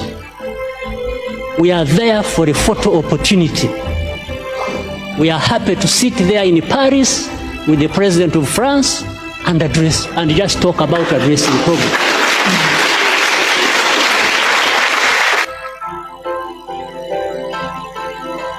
Images of France, Africa. It doesn't make sense that our leader and America, Africa, and Malaysia, Africa. One country's president in Europe or Asia or Americas. We just knock gong, boom, boom, boom, boom. African leaders, African politicians, or your presidents, prime minister, or yeah, come. All of them will fly, bam, and they are happy. If these people, these people, I don't know. But Africans should be ashamed, I'm telling you. You should be ashamed of claiming rights in the streets of Europe for being maltreated. You should be ashamed of claiming rights in the streets of Canada for being an African. You are marginalizing because I'm African. Yes, you're an African, you're a monkey. You're a monkey. If I'm them, that's what I will be telling you. You are a monkey. Go and do your own. Finish. We are good in claiming rights. Do our own. No way. Is it not doctors? Our doctors. They are happy working like slaves in London. Instead of finding, at least forming a body and say, look, we need to fight. We need to also contribute in addressing so that we can have a place, so that we can build our own. That initiative is what matters. No way. As long as they are I beg, I no one involved on that problem. I beg on a problem. Me, I day here, I don't day here already. The God of Oyedepo have done it for me. The God of TB Joshua have done it for me. Very primitive way of thinking. Very primitive, I'm telling you. This man is telling African leaders, why can't you join together? Talk about our problems together. Instead of disgracing yourselves every time you are in Paris, or you are called in Osaka, Japan. All of you sit down with your suit and with your different, sit down to looking for handouts. Whereas you have teeming population, even youths that should be invested upon. No way. Nobody wants to talk it. It's a pity. Well, we must continue. Do not forget that I'm talking about the topic that says agents of division and conquest. When you look at the presidents we have in Africa, they are agents, just managers of the colonial masters. Managers, managers. Manage these people for me. They are complicit in the underdevelopment we are seeing. Look at in Nigeria, they borrow for paying for eating, for paying workers. Where you have a teeming population, people, youths are more populous. More than 70 or 75% of Nigerians are youths below 35. But instead of investing and using these people's energy, no way. No way. No way. It's a call for concern. I'm telling you honestly. We shouldn't keep quiet. Now, with their primitive way of reasoning, all the Africans, both the collaborators and others, became conquered and suffering the same thing. If conquered, with this their primitive mentality of serving foreigners, using foreigners to kill their brothers, to keep their brothers down. But once everybody they keep their brother down, once the foreigners conquer, with your help, you conquer your brothers, it put all of you down. That's it. That's the irony. Everybody will be suffering. Do you see it? Agents of division and conquest should be regarded as more dangerous than the conquerors, because they are insiders that best understand the people. They are always lured with their greed for power, money, and hatred of their neighbors. In the case of the Nigeria setting, listen, I'm coming. We have been seeing how the caliphate is using these agents of division to try to completely conquer Biafra land. What the Europeans are doing generally to Africans is what the caliphate is using their own agents in our land to do, to achieve. People don't understand that in every war, after every war, the complete when the war is finished, in any way, either through defeat or through no victor, no vanquished, that is the time complete conquest will start, the more dangerous one. Listen, during the Second World War, after the Second World War, first of all, during the Second World War, Germany was defeated. Do you understand? Germany was defeated. Hitler killed himself. You understand? Okay. Berlin fall, the capital of Germany, it fall, which means, okay, they are defeated. Now, they were not conquered, but they were defeated. There is a difference between defeat and the conquest. Now, later, from 1945, the West now, Europeans and the American counterparts, Now they try to conquer Germany direct. The process of conquest started direct. They wanted to make policies to annex Germany, to absorb Germans, so that they wipe away Germany per se. You know, it's not killing when you hear about wiping away, don't think that wiping away is only means killing, slaughtering people. No. You can wipe people away by killing their culture, killing their language, killing their, wiping away their territory. So that an Igbo man will see you and say, I'm not an Igbo, I'm a Delta. It is part of wiping away. Don't you understand that? Do you think wiping away is only, killing everybody? No. When they make you to, deny your identity, you are wiped away. You say you are no more existing.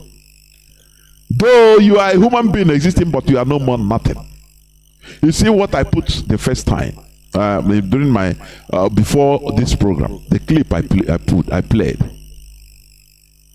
People denying their identity. Oh, you are from Okwale. You are not Igbo. I'm Ikwere. I'm not Igbo. You are race. You are wiped away.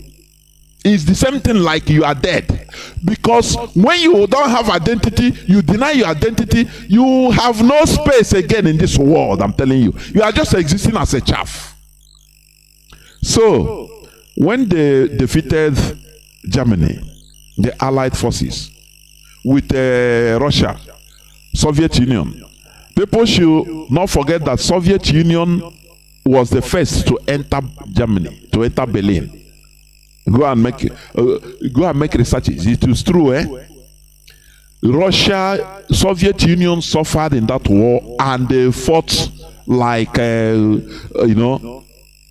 like mad people. They fought very well. They were the first to enter Berlin before even America start coming, fighting their way.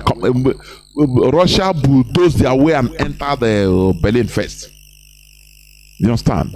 So after the defeat of Germany, now they start the process of conquest, because conquest in this modern time comes after defeat in a war.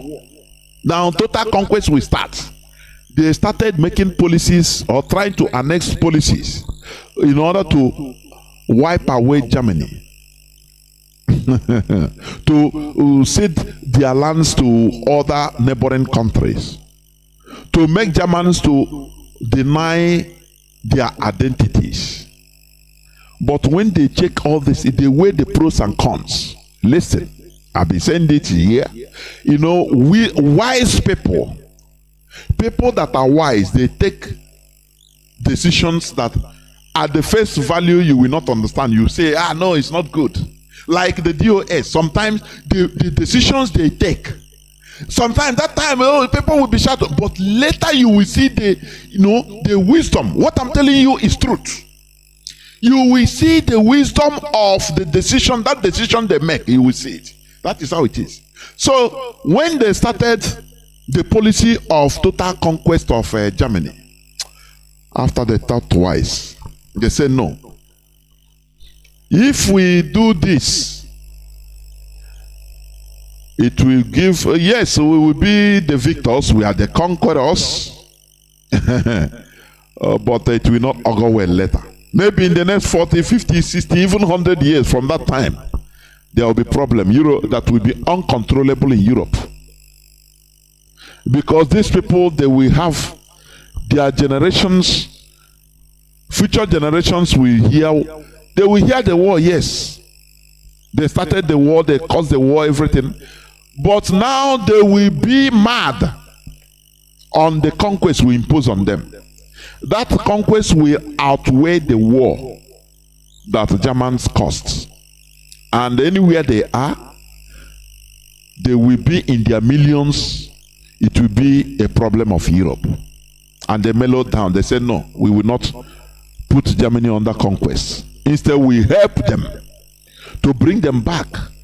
That is real restructuring, rehabilitation. That is what they did to Germany. They re-won the 3R. Restructuring, rehabilitation, and is it restitution?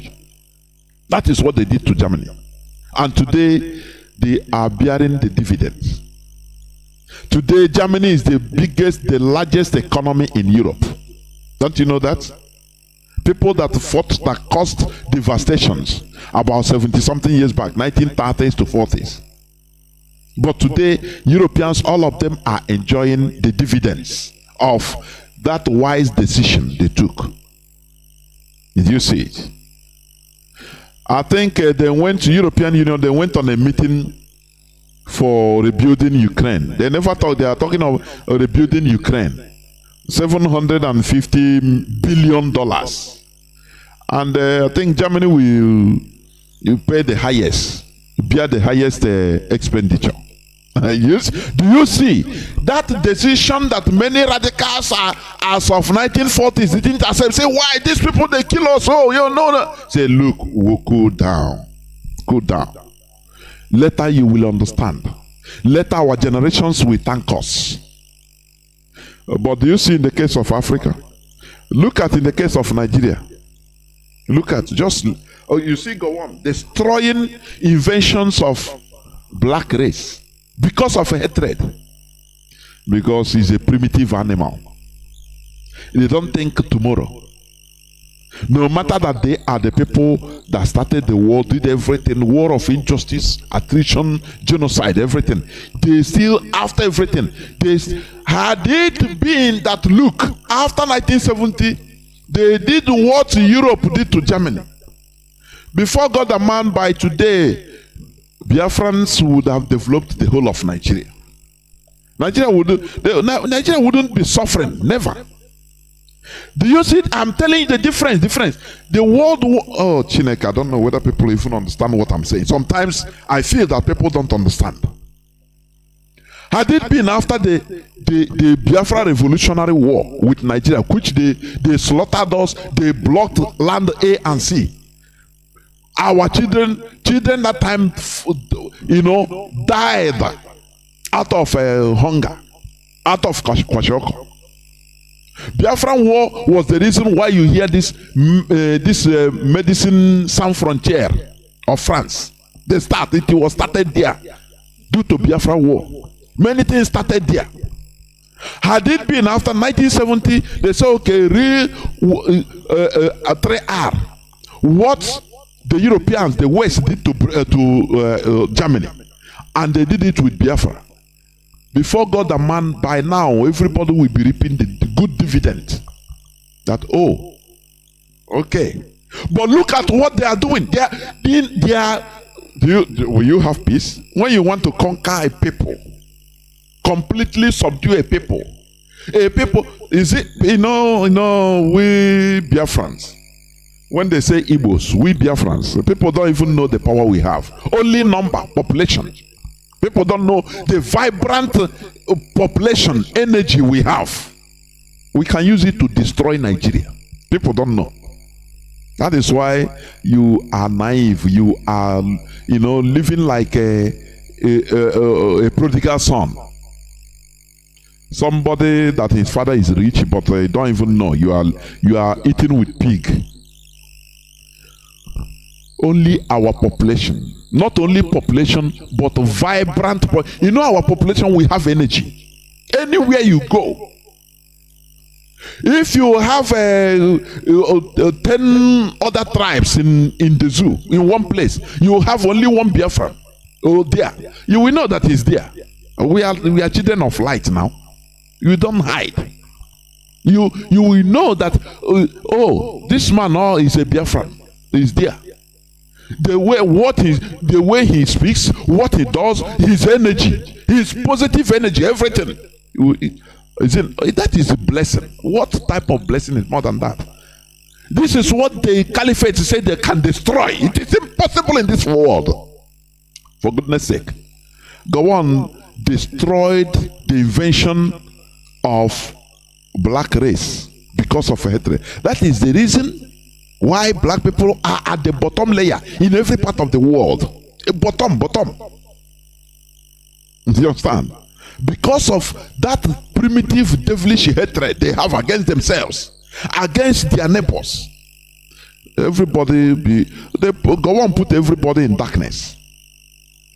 Because he want to conquer, completely subjugate Biafra. He thought he was doing us.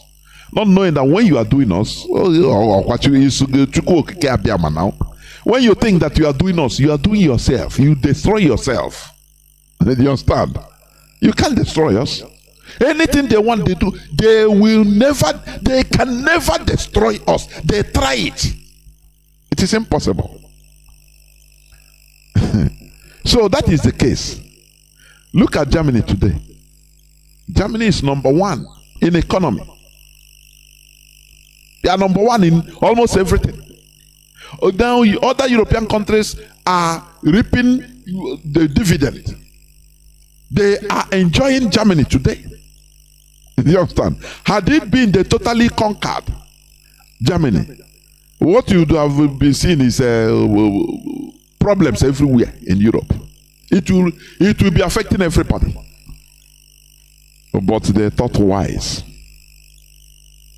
That is it. Okay, we must continue.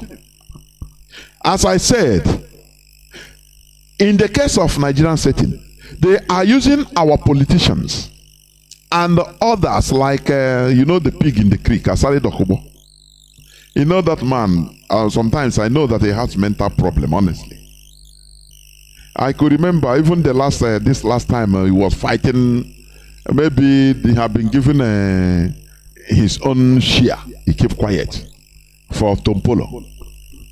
Now we started, Tompolo, you should not come to Calabari. These are people that sow seeds of discord in our land. People that are being invested upon by the caliphate in order to sow these seeds of discord. You remember when he talked against Igbo? Oh, Igbo are slaves, this and that. Just causing confusion. These are the agents of divisions and conquest in our land. And we must continue revealing them. They are using our politicians, our political class, and others like Asari Dokubo.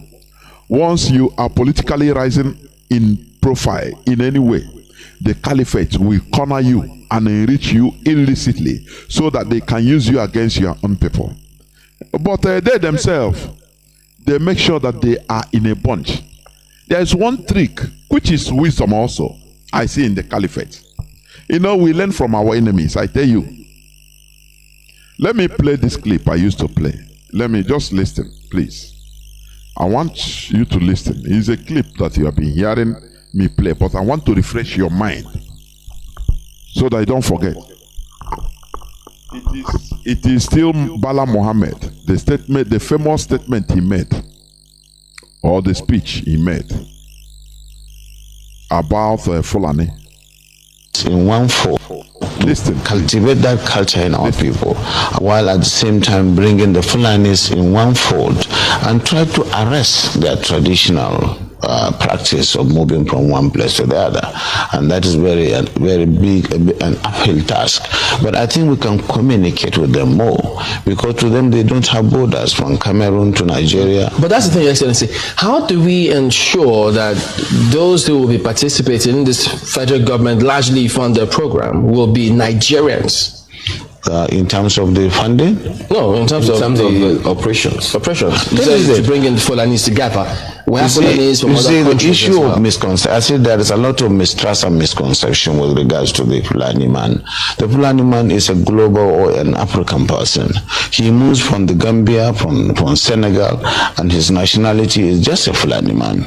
And as a person, I may have my relations in the Cameroon, but they are also Fulani men. I have relations because from the maternal side, I'm a Fulani man. And that is why we want to educate people. A Fulani man sees himself as a Bayelsan, as somebody coming from the Niger Delta, because he speaks the Niger Delta language, which you and I don't.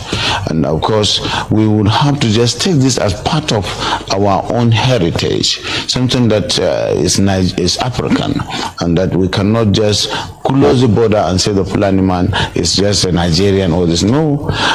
In most cases, the crises are precipitated by those outside Nigeria. You know why I bring this thing? To refresh your mind. Because these people, they know how to raise up agents of division and conquest. I mean the caliphate. This interview was granted, I think, 2020, around the October 2020. I've been playing it here because I never even get. It never belefool me. Now, this man is busy or was busy defending his Fulani people. For you to know that the northern borders that are not manned, it is voluntary. They voluntarily kept it open so that their Fulani brothers and sisters can come in at will, commit anything they want to commit, and lay low. You have Nigerian identity cards and all this. Here, this man is defending the Fulani openly. That time it was Fulani, they are defending. Every time they have the right to carry AK-47 because they are defending themselves against it. They have said it. Even all of them, both Ganduje, all. But there is something I want you to reason. Just this point I'm making, I want you to reason it. Since this campaign, do you see that their language have changed? They no more call defend Fulani or call Fulani. No. They call North. We the North. They are my here, honestly. They are my here. Atiku Abubakar say, oh no, we the North. We don't need the Yoruba Igbo. They call your own by tribe. The same way they call, but if not during the election time. But they call their tribe Mietiala. Ask yourself, where is Mietiala? Where is it? Mietiala have gone here, disappeared into thin A. Oh, now all their electioneering is they are defending the North. North. They told Mietiala. Do you remember before? Even till last year, early last year, Mietiala was the talk of the day. Every blessed day. They have even plate number. Mietiala, even in our land, even in Lagos, they write it Mietiala. All those things they have disappeared. Now what you hear is the North. Oh, we the North. So that Kanuri man will feel that he is a part of the North. They are defending him. So that TV man will feel the same, but they are wise. So that other tribes, Hausa will say, oh, we the North. But Chineke, this Fulani. No more Fulani now. No mention of. Even if you ask Bala Muhammad, ask him this question that he answered that time, he will not answer you. He will tell you we the North. He will remove Fulani from there and say we the North. They are my politics. These are genus when it comes to politics. I'm telling you honestly. They know how to divide other people, but they refuse to be divided. That is wisdom. Whether you like, believe it or not.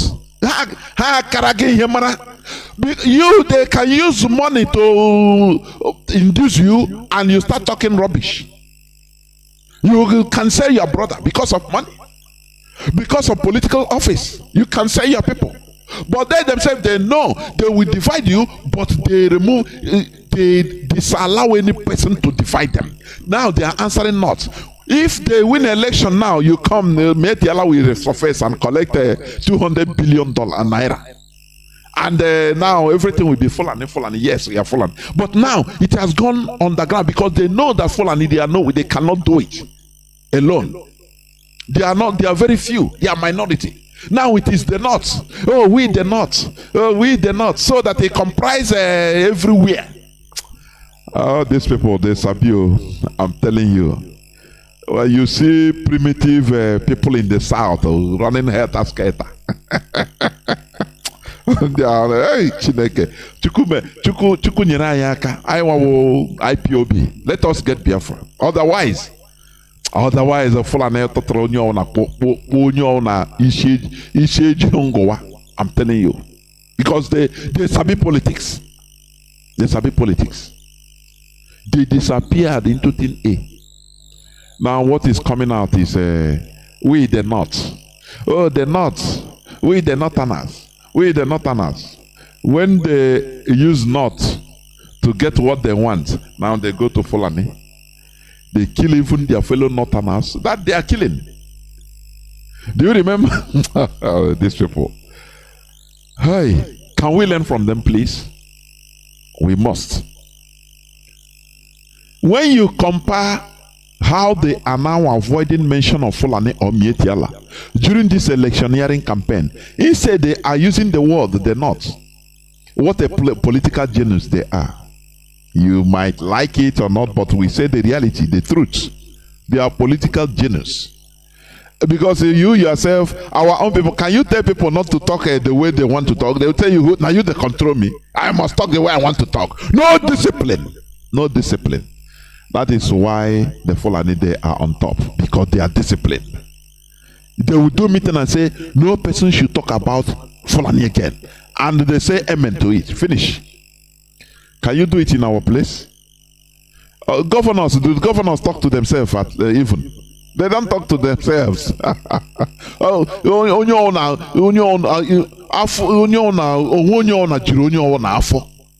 Everybody is so proud that who is the other person he can talk to. Because they are married by different alhajis from the north. So they are divided. They put them as managers in our land in order to control the people. Look at what Hope Uzodinma, the vampire, is doing. He knows that he didn't win any election, but they foreigners put him there, say, go, we will support you to kill your people, and he's happy doing it. Don't you see that there is something terribly wrong? I never see any tribe, any ethnic group where their people are behaving like this. I'm yet to see it, honestly. I'm yet to see it. They will contract you. Say, we will support you. Is it not money you need? Don't worry. Power, there is nothing you can do that we will call you to order. Don't worry. Now we get power. Be with us. Go, kill your people. And he is doing it perfectly well. He is proud that he's doing it. Do you see that there is a problem? I see it. The Fulani Caliphate, they divide people, but vehemently refuse to be divided. It is high time we understand that no people could be conquered without having internal collaborators. With this enlightenment from our Radio Biafra London, our people should stop being agents of division and conquest by our enemies. Note that once conquered, all, including these agents and their generations, are treated the same way as conquered people. This is where I'm going to stop. I will go into few minutes break, and when I come back, I will open the lines so that people will start calling. Please don't go away. We, the indigenous people of Biafra, ably led by Saint Mazi Nnamdi Kanu, humbly called on traditional rulers, aka Ndeze, town union, churches, villages, kindreds, Ndiamala, and all paternal and maternal homes to beg hear our voice and hear our cry in this request to please do the needful now before it is too late. We ask all the people involved to beg, try and bury all the corpses we scatter all over Biafra land. For this one, they should say it they bring us spiritual and physical problem, and now we they suffer, we don't know. When you know the root cause of the sickness, the treatment now don't dey easy. I beg my people. now we don't sabi the cause of the sickness. IPOB don't come with the solution. The research wey you do show say some dead body don dey up to 1 year, 3 years, 5 years, and the death count na human being we go bury or na firewood. Everybody wey this one concern, we IPOB dey beg una abeg make una do something no, because anybody when person start the journey, when he never reach the destination, in heart no go come down. As we never bury our people, our heart never come down. All the obnoxious high burial demands, competitions, effigy from churches, ndiamala, omona, in-laws, maternal and paternal homes, when they cause this delay and wahala for our people, I beg, make una try do something. Now all these things they cause in the build mortuary, like said in the build joint, church, filling station everywhere for Biafra land. I beg, mortuary, na factory, na children's amusement park. No. A stitch in time saves 9. With the call therefore, say make everybody try for 3 days when your person kaput, make una bury am. After una go do the ceremony, una go do the effigy wey follow am. churches, traditional rulers, and other people that matters. I beg, make una chook mouth and chook eye and help us for this matter. Because the person when they pursue cow, they call him name. If he no hold the medicine, he go hold the thing when they dose the cow. Now we they call una. And the one una talk, he go stand. I beg my people, make we comot this danger, comot our people from bondage. If una no do something, we the indigenous people of Biafra, under Nnamdi Kanu, no go waste time to do the needful so as to remove the yoke and our people from bondage. And soonest we go begin the closure of many mortuaries for Biafra land. The only dead body when we want make it there for mortuary, now the only one we get case with them they treat. And after they don't finish the whole thing, settle everything, make them bury them. Mortuary no be factory, mortuary no be industry, mortuary no be amusement park again, no be recreational center, no be children's park. Remember, person wey sell land burying dead body don bury 2 cups o. Shey you never know. Now we be the owners of the land, and we don tell una the time to cleanse our land na now. Make una do the needful. Our land go dey calm and our ancestors go happy wherever dem dey. Now the indigenous people of Biafra under Mazi Nnamdi Kanu, they bring una this message. Please, our heart they bleed to save our people. Thank you. Welcome back. This is Radio Biafra HAUSA-SERVICE coming to you through Radio Biafra London. My name remains Mazi Jonathan Chinedu from Olu province of Biafra land. Our lines are now open, but before I go on, let me say this on air. There are these boys that used to collect money for military and police checkpoints for the military and the police. All these boys, please, it's part of what I'm saying. These are the agents also. These are one of the agents of a division and conquest in our land. If you know any of them or know any of their name, please, even if you cannot call on air to say it because of your security or anything, you can inbox. You can inbox any of our platform, me or any other person. Inbox, please. Send the name. Send the police, the checkpoint. Describe the place, the name of the place. Now send the name.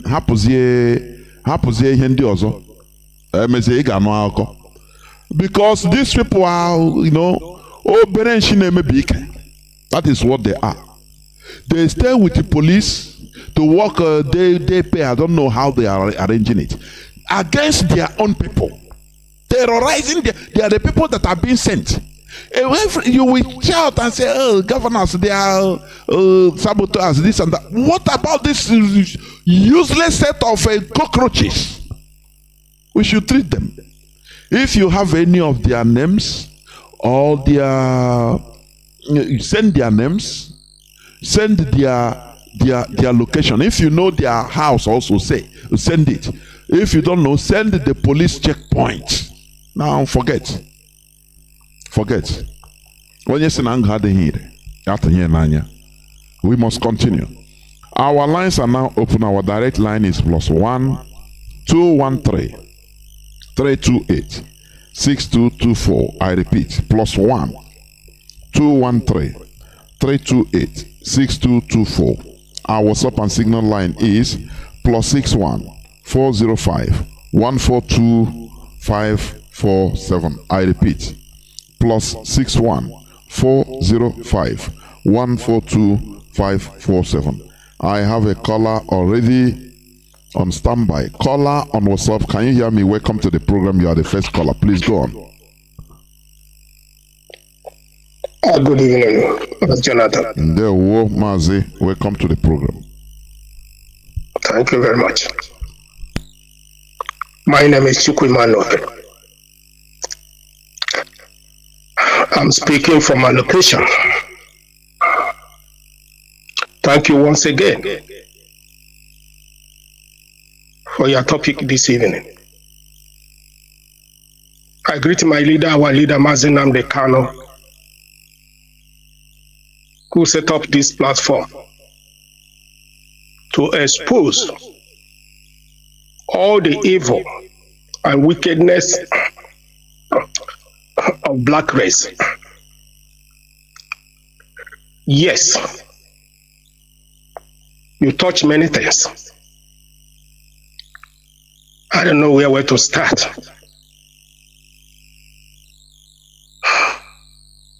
But let me start from a point. Our leader have done so much. Each time when I listen for all the past recording of our leader teaching, each time you listen, seems that you are just hearing it for that time. And again, this Biafra history that Dr. Okachi,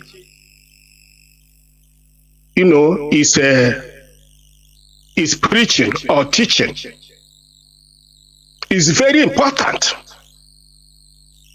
for anybody to listen to that history. If you ever listen to that history and you have not learned anything, you choose to be a saboteur, your name is sorry. Your name is sorry. Number two, your name is sorry. Because what makes you a human being is the way you reason. Anybody that cannot listen to the history of their people is not a human being. Take for instance, if you are living in any country of the whole world, and it happened, there is a trouble, and that very country, they went to their radio house and said, all the people from Nigeria who are living in this country should come out to the airport so that they will go back from where they come. And you hear the news. Maybe wife or children. You pack them together. We went to the airport. All of a sudden, you see army and police. They round you up and kill all of you. Then what do you have to say about those people that was killed in Kanu, in Kaduna, in all over Nigeria, as regarding the history, 1945, 1953, 66, and all of that. If you cannot learn from all those things, you are not a human being. Again, one thing is simple, that black people have no honor. If not Nnamdi Kanu, black people is a lost area of humanity. Because so many things have come up to change the mentality of an average Nigerian. Hello? Many things have come up to change the average of Nigeria. But it looks like we are just pouring water on the stone. Nevertheless, we must to continue. Nigeria and British and Fulanese, if you know what Fulani have in plan, you can never be a saboteur. I'm telling you honestly, because whatever you did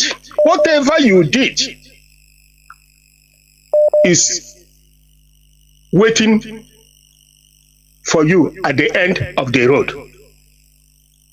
Because the Fulani will use you and kill your people. When they use you finish, they'll come to you and kill you. If people can reason just to use different things that is happening now in Igbo land, in Biafra, in Nigeria. Take for instance in Wike, they throw Wike to kill his people so that they will give him a vice president of Nigeria. Wike start to jump up and down, kill his people. Today, where is Wike and vice president? The same thing happened to Mai. The same thing happened to all of them. But can they learn from the past history? The answer is no, because they are black people. They are wicked. The wickedness of black people does not allow them to reason as a human being. If you think that being a saboteur is a business, your name is sorry. Because that money you are collecting,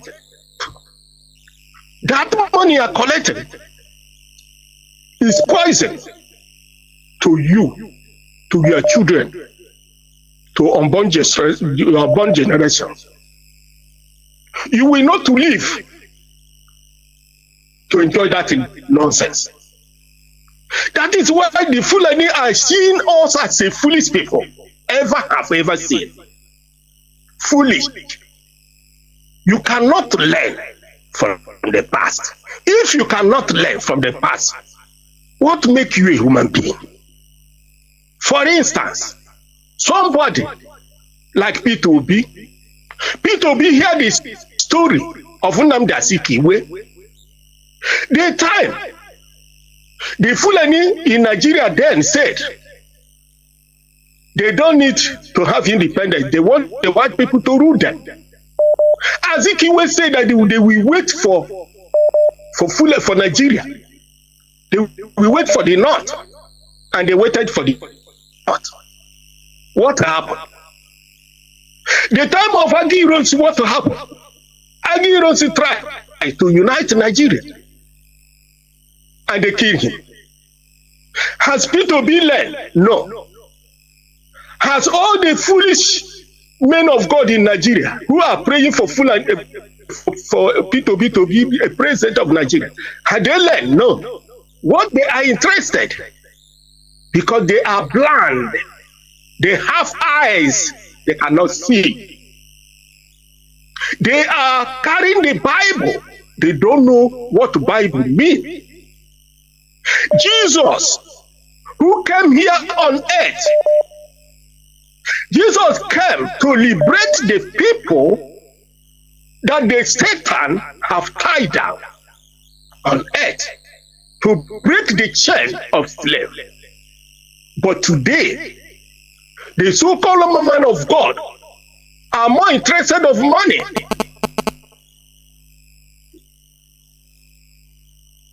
Okay, thank you very much. The only thing is that we will see the end of this matter.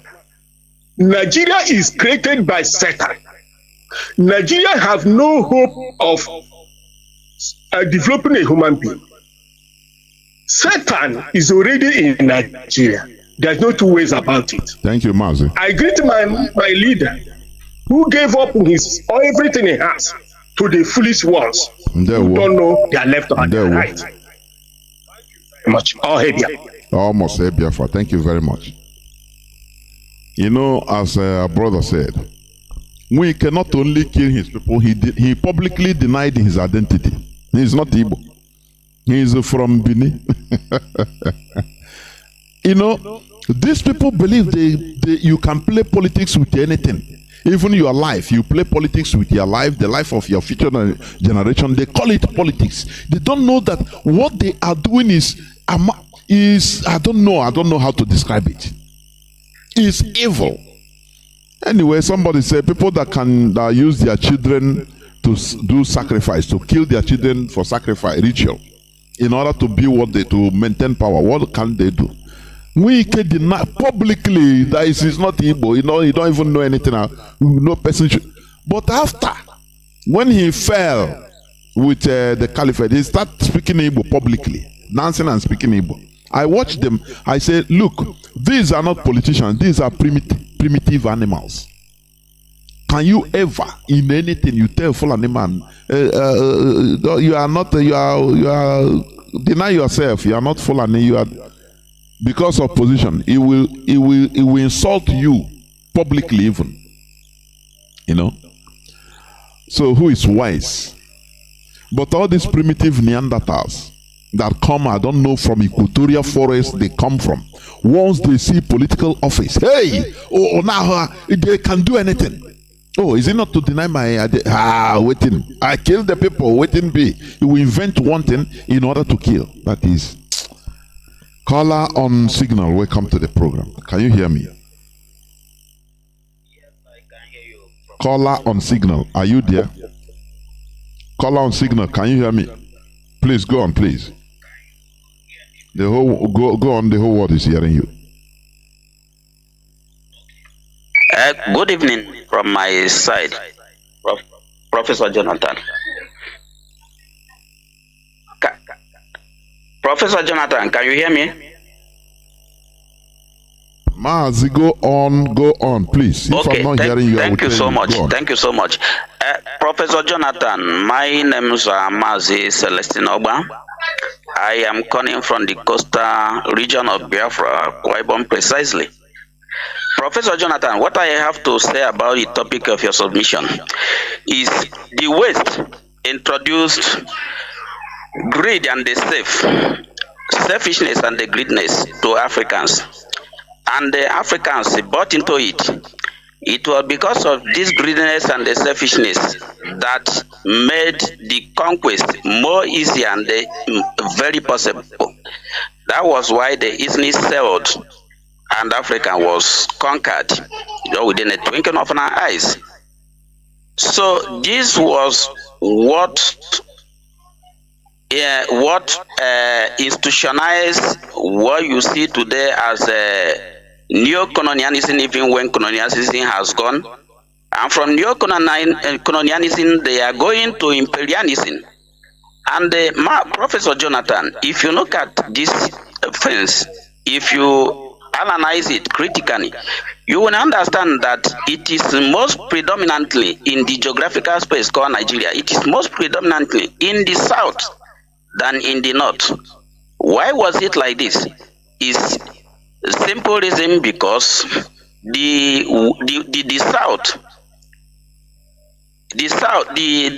north has been conquered by the Funanis before, and these Funanis and the British who conquer us share a kind of common value system. And what I mean is, you know that the Funanis and the British are bonded by conquest. The other one believe in conquest, and the other one believe in conquest. And when you go to the British, you still have what they call the House of the Lord and the House of Commoners. And when you come to Funani, you discover they have the Anamajiris and a certain class of people.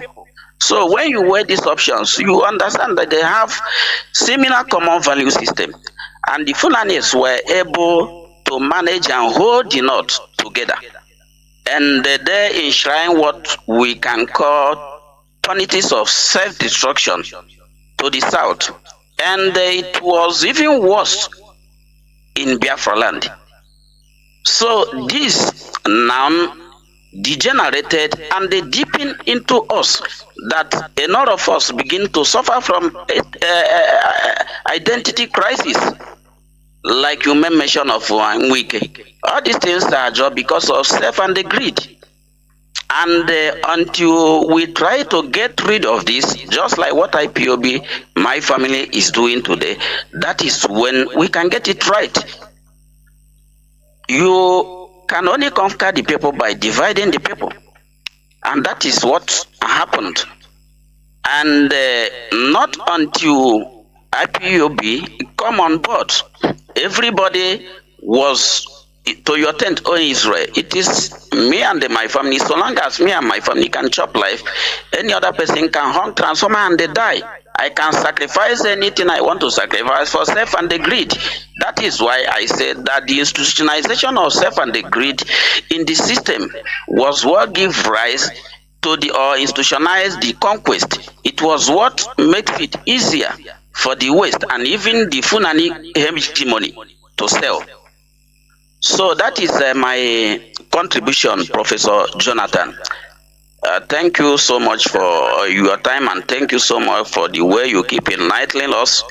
I greet my leader, Mazi, Nnamdi Kanu, a prisoner of conscience, and I pray that he will join us so soon. Thank you so much, and I sign off from here. The woman, thank you very much. You made a point. Oh, I'm sorry. I switched off somebody on WhatsApp without knowing, thinking that it's you. I'm sorry, please. The person can call back. Yes, I'll pick you. Now, what you say, you're right in a way, but we cannot exonerate ourselves. There is no excuse. They impose this on us. Are they not the same human being like us? Why didn't we impose our own on them? That is the thing. You see, the problem is greed. Right from Azikiwe, greed to be ruler of one Nigeria. At all costs. You know, when somebody is desperate for something, it's very dangerous. That's why people use their mothers for ritual. Use their children for ritual. Because they are desperate to get money. They are desperate to get to that political position. So they can do anything. Desperation has high disadvantage on some certain issues.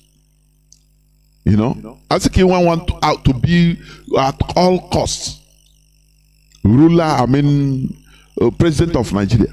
Whereas Ahmad Bello supposed to be he's at the forefront, but he left it for Tafawa Balewa and said, let him concentrate on the north. That is how things are done. When you are desperate, anything can go wrong. That's why he didn't care about anything. When they are telling him, Bono Jike was telling him, look, where you are going, no road, or he said, nowhere, don't worry. You want me to miss being president of Nigeria? Whereas the Southern Sudanese were fighting. Said they cannot even be part of that country where Britain leaves them in the care of another caliphate, the Janjaweed. They said no. This one said, don't worry, as long as I'm president. And they made him president. But an empty drum. So do you see desperation? Caller on WhatsApp, welcome to the program, please. Call on Signal, hold on, I'll come to you. Call on WhatsApp, can you hear me? I can hear you, Mazi Jonathan. Thank you for the teaching, the submission today. It was always superb. It's something of irony. When I start thinking all these things, it made me that there is no need of this world to exist or to people to live under this earth again because of what is happening. After everything, the Europeans built Germany. Then after everything, the 3 R's they agree that they will do. They never even do one. They never even do anything about this 3 R. Our veterans, many Biafran soldiers are in Oji River Junction begging money with iron in their legs, with clutches, with wheelchair. Most of them cannot hear because of shade and the shelling that they shoot during the war. During the war. They were there suffering up to today. Some people don't even know where they came from to go back to their family till today. Most of our people that are traveling back home, please, when you have the opportunity, go there and see by yourself. Then you will know what is the kind of damage these people has done to us. That we will watch somebody like Chukwuemeka Ezife will come in the national television telling people that we are united. Telling people that he will prostrate for ground for late Buhari to release Mazi Nnamdi Kanu, that Nigeria must be united. They say Nigeria must be united and have peace. I ask this man, how can there be peace without justice? How can there be peace without justice? They always make peace at our cost. As Ikiwe started it, he said we are sacrificial lambs. That Igbos are ready to be sacrificed for anything, for Nigeria, for Africa. So that is what they don't understand. Peace at what cost? For killing us, okay, there will be peace, and you want it. These are the agents of division and conquest. We will never allow them, honestly. Instead, that heaven will fall. Yes. Go on, Mazi. Yes. So when I watch this man saying this thing, oh my, I fold my hands. I said there is no need of having these people to call them elder statesmen. These people are not statesmen. El-Rufai, look at El-Rufai, midget like El-Rufai, cannot even speak such a thing. I want to remind them the election in Enugu that the DSS stopped El-Rufai because of El-Rufai came there to do one or two things. They stopped him because of insecurity, that he will risk it, that he will cause insecurity in Anambra State. You know that El-Rufai has never forget such a thing. El-Rufai are still talking about those things till today. Do you know if he's a Biafran or Igbo politician, he will never talk about those things again in his life. But this man has still continued repeating this thing. I went and watched our female under 17 junior World Cup. Those that play against America, those people that are in field, I get 7 Igbo young girls. 7 Igbo young girls. There were 11 playing in the field. 11 minus 7 remain 4 that are not Igbo. Those that are currently playing ball. And after the war, Obasanjo packed everything. Those our engineers that they're supposed to hold, glue them together. They went and spoiled everything that we used and fought that war. Then how can a country like that grow? Then how can somebody to tell me that I adopted my brother, adopted my sister and kill them? And somebody is telling me today that I should embrace Nigeria. Mazi, I'm telling you what I'm telling you, that these people don't know what they are causing to us. These people don't know what they are causing to us. We are not happy. They are bringing the worst out of us. Court has released our leader, and these people still hold our leader. Where they released the SWAF 101 of terrorists, with 23 adopted victims of Kaduna Abuja Railway. They allowed them to go. Where is Kabiru Sokoto? Kabiru Sokoto is somewhere calling in Arab world today. They bought house for him, do everything for him. The one that masterminded St. Teresa Catholic Church, Madola, 2011. Nigeria are not asking where are those people. They are asking Malami, where are the 60-something people that run from prison? Where are the 400 names of those sponsoring Boko Haram? This man cannot be able to produce all these things, but he's holding our own leader. And Igbo politicians are keeping quiet, are begging Buhari. That is what begging late Buhari. That is what are making me to cry. Why are they begging him? The man that said that he don't want to encroach in a justice or in the judiciary. Judiciary has their own arm, 3 arms of government, and these people are encroaching, stopping the judiciary to do their job. We are not happy. We are not happy what they are doing, because there's no need of me hustling abroad when I know that when I take those things go back home, they will destroy it. See what they do, the trailers in Uli, they will destroy it. Is it not better every person die and go? It's better every person die and go than to be a slave under these people. Thank you, sir. I'll stop here so far.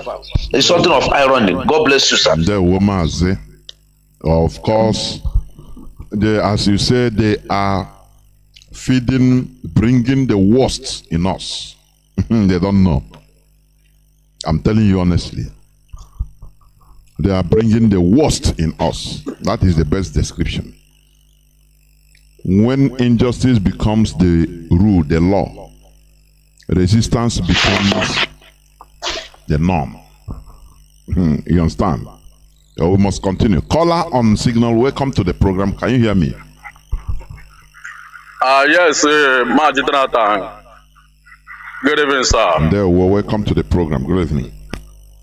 Thank you, Mazi. My name is Mazi Ifeanyi. Mazi Ifeanyi is calling from his location. Mazi, this your topic today is very, very wonderful. The topic says agent of division and conquest. Yes, Mazi, is real. Because I remember when my father sat me down and telling me what they passed through during the war. My father is a officer on a company during the war. My father told me everything they went through. He told me how our people are busy looting, stealing, raping, and doing other many things. You know, during the war, my father bring his heart and his mind to fight to make sure that we are liberated. But the agent of division and the conquest, like this your topic is telling us today, is what have been there right from the memorial, right from the beginning. Our people have made themselves using tools to sabotage the efforts from the memorial time of our forefathers who fought the Biafra war to make sure that we are living. But nevertheless, in this our present time, we have seen them all over. For instance, our governors, our representatives, our senators, those people, they are the division, agent of division and the conquest in this our present time. But Mazi, let me assure them, life without Biafra is meaningless. Life without Biafra, the life is useless. Life without Biafra, Mazi, is better that we are not exist, that we are not born. But I'm assuring them, the emergency of the IPOB under the leadership of Mazi Nnamdi, we can never tolerate. We can never accept those things. We must fight whatever it will take us. We can never abandon this fight to our generation, like as our forefathers fought on their own, and the agent of division and the conquest sabotage their efforts. I'm assuring them that we can never abandon this project to our coming generation. We must accomplish it before our coming generation emerge. Mazi, let me stop here so that others can chip their in. We the new IPOB we the new Biafran generation under IPOB can never leave any stone on ground. We must clear everything and the Biafra must come. Whether they like it, whether the agent of division or agent of conquest or Britain or whatever they call themselves, like it or not, we the new generation of IPOB under the leadership of Mazi Nnamdi is going to take what it takes. We're going to take the horn from the boon and make sure that this our nation called Biafra emerge. Mazi, thank you. Let me sign up from here. Thank you very much. Good night, sir. Caller on WhatsApp, welcome to the program. Can you hear me? Caller on WhatsApp, can you hear me? Mazi, are you hearing me? The whole world is hearing you now. Go on, please. Thank you, Mazi Jonathan. It shall be well with you, my brother. You are really doing us proud, and I'm very grateful to Chukwuokike Abiama, who have imparted this very knowledge, this very wisdom, the courage. My brother, according to our leader, our leader's wife said that na ihe gosiri na ịbụ mmadụ akụziere gị ihe, ị na-egosi na etu ahụ esi kụziri gị na ịmụtagwe na ị ga-esi etu ahụ na-eme. That what shows that we are a human being. Mazi, my name is Mazi Emmanuel. I'm calling from Paris. By the special grace of Chukwuokike Abiama, I serve the indigenous people of Biafra as the Paris Zona Coordinator. Mazi, I just want to comment on just two topics. And those topics are the one you raised concerning the way the Western world always rally against themselves, within themselves, against the black race. Mazi, you have said it all. This thing we are seeing today, without IPOB, we never knew that such a thing has been happening. We never knew. Bob Marley, all stars on this earth has been singing song with it.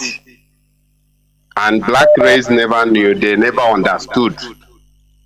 Because they are very primitive and short memory set of people. They are so divided. I never excluded myself. We, so divided mindset, so selfish, so destructive. We never think of tomorrow. We never knew the value in unity. You thought of Haiti, but we have to know that in the whole Africa and the whole places that black people are living, go anywhere, both the one that is still in the British colony, in islands, in the Caribbean area, islands, go to the one that is any black nation on this earth. They will make sure that those black nation is equivalent to the one you see in Africa. They never allowed them to grow. They never allowed them. They will even start pumping criminality, pumping all manner of illegal activities there for those people to keep on, just like what is going on in our coastal region. The coastal region of Biafra has become a place where our people are so less concerned. They don't care. They don't even care of their environment. They don't even care of who entered through water, who entered the territory, what is going on. They don't care. It's still in part of, if you go to all these islands that Britain is controlling, or French, or Holland, Mazi, if you go there, you will cry. You will, even some of them, African nation is more even better than them. Their condition in Africa, that is the condition in Africa is even more better than all those islands. They are really suffering. But Mazi, one thing that strikes me is this. What is, because if you look at Mazi, let's tell ourselves the truth. All the African nations in Africa has been infiltrated and been controlled by the Western world. Without the margin of a real nation like Biafran nation, Africa have no future. And the white people understood it. They know that without the liberation, they know that the key of liberation, light of Africa, stands with Biafra. That is the reason why you are seeing that they are killing us today, both the Catholic, Anglicans, white people, all manner of race are so what? Less concerned. They are quiet, they are mute, they don't care to know. They have rallied themselves again, just the way you have said, described it. They have rallied themselves again and they are quiet. It's not only because of our resources, no. It lies because they don't value us. They know, yes, we have the same blood, they have blood, we have blood. Just like you said that Britain took over, I think, 10,000 something doctors to their place. This is the kind of thing they want. Cheap labor, if the cheap labor is not enough, they will create SARS to be harvesting our organs, committing all manner of crime that they can never commit in their own land. This is the historical fact, and this is the reason why they are holding our leader today, because our leader have demonstrated that yes, is the only person that has the courage to hold the bone by the horn, to tell the truth and nothing but the truth. Why are they holding our leader today? Why are they holding our leader? Even though, do you remember that when our leader used to broadcast, he said one time that wherever he goes in Western world, they always argue that he ran away from the court. He ran away, that if he feels that he is not guilty, he should go and meet the Nigeria, the justice here, that this or that. But today, in the whole eyes of the world, our leader have defeated them. Our leader have cleared themselves from Umuahia, from the homeland of Biafra land to the Arewa court in Abuja. They have freed our leader. They have innocent our leader. But ask yourself, why are they still holding him? Why? It lies because we, the Biafrans, we still don't understood that we are in a very mess, in a serious danger, in a means of our enemy. That is the people that despise us. They don't hate us because of the oil. The oil and gas is just we are just calling on oil and the gas. Mazi, the real issue that is this, which you mentioned. Wherever Biafran or any Biafrans are, you must know he brings light, he brings prosperity, he brings energy, he shows harmony, and the white people don't like it. We are not talking of Fulanis, because Fulanis, they are enemy of Africa. The whole black race, the Fulanis are the enemy of Africa. But we are assuring them that they will pay the price at last. But we are not threatening them. It's a promise. Anybody that came out from Africa, they conspire with the white people to kill, to eliminate such person for them to grow. But Mazi, this is where we are going to demonstrate that we can never accept anything outside Biafran freedom, because Nigeria is not a nation. Nigeria is not a nation. Nigeria is a fraud. Nigeria has no base or basis to exist. Thank you, Mazi Jonathan. Happy well with you. And you too. There, remain blessed. We must continue. Yes, we have responsibility. Yeah, that's it. That's the reality.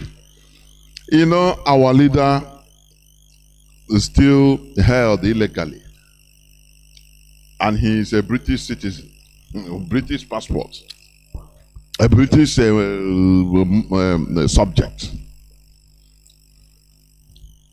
If Mazi Nnamdi Kanu is serving the purpose of Britain, before God and man, Mazi Nnamdi Kanu will not be there 24 hours. That is the reality. If he is serving the purpose of Britain, United Kingdom, Chineke, he will not be held there, never. At that time, you will know that Britain is a heavyweight in this world. But they know what they are doing. They don't want somebody to destroy, balkanize the company. They are siphoning at least the one that have been made public. Crude oil. Do you see? Only that, only. Making $1 billion in less than 2 months, only on one point. And oh, Chineke, this world, let's go. Caller on signal, can you hear me? Welcome to the program. Mazi Jonathan, good evening from here. Yeah, well. Yeah, my brother, thank you for picking my call. Fellow Biafrans, Global for Freedom. My name is Mazi. I'm calling from Austria. By the special case of Executive I serve the indigenous people of Biafra as IPOB Austria National Bureau. Mazi Jonathan, before I proceed, you asked a question today in this program when you said you sometimes don't know if we understood what we are saying. But the truth is that we, students of Radio Biafra, we are listening and we are articulating and we are making sense of everything we are saying. This is why when we come here on Radio Biafra ourselves, when we found ourselves sometimes in the social media, we can be able to you know, anything we see now can be able to reason and know exactly what it is and what the right thing to do to destroy even the enemy when they want to come against the struggle. We must continue to let these people know, the so-called theological republic, that there is nothing will stop this generation to stop this actualization of Biafra. It doesn't matter what they do. Just as you said right now, that if Nnamdi Kanu was of the British, believe you me, Nnamdi Kanu cannot stay you more than 1 minute. He cannot be, Nigeria cannot even go to Kenya. It's not extraordinary revolution in his back. If British can be able to do something concerning Omorodipo, when he was kidnapped in London and was intercepted, what of the person bearing their own citizenship? They kept quiet. We don't see. We are deaf. We can't talk. We cannot hear. Blindfolded themselves as if they don't know what is happening. But they have met their last bus stop. Mazi Nnamdi Kanu has opened our eyes and we cannot go blind anymore. IPOB and Mazi Nnamdi Kanu will continue to do what we are doing until the day we come. They will say, these people carry our wahala and go. We are tired. Because these are what people are fighting all over the world. Our people scavenging all over the world. We are tired of starving the foreigners. We want to go back home. Just as you are talking about these doctors working their ass off in London, over 10,000 of them. What they do is when they store our oil and gas, they will also bring us another, try to bring us to another slavery in London.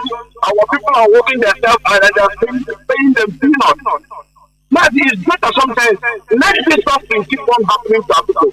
One of our brothers said he wants something that will happen to our people, even if they kill them in thousands, so that they can be able to wake up from their slumber. Because when they are starting using the radio Biafra, some of them are dead.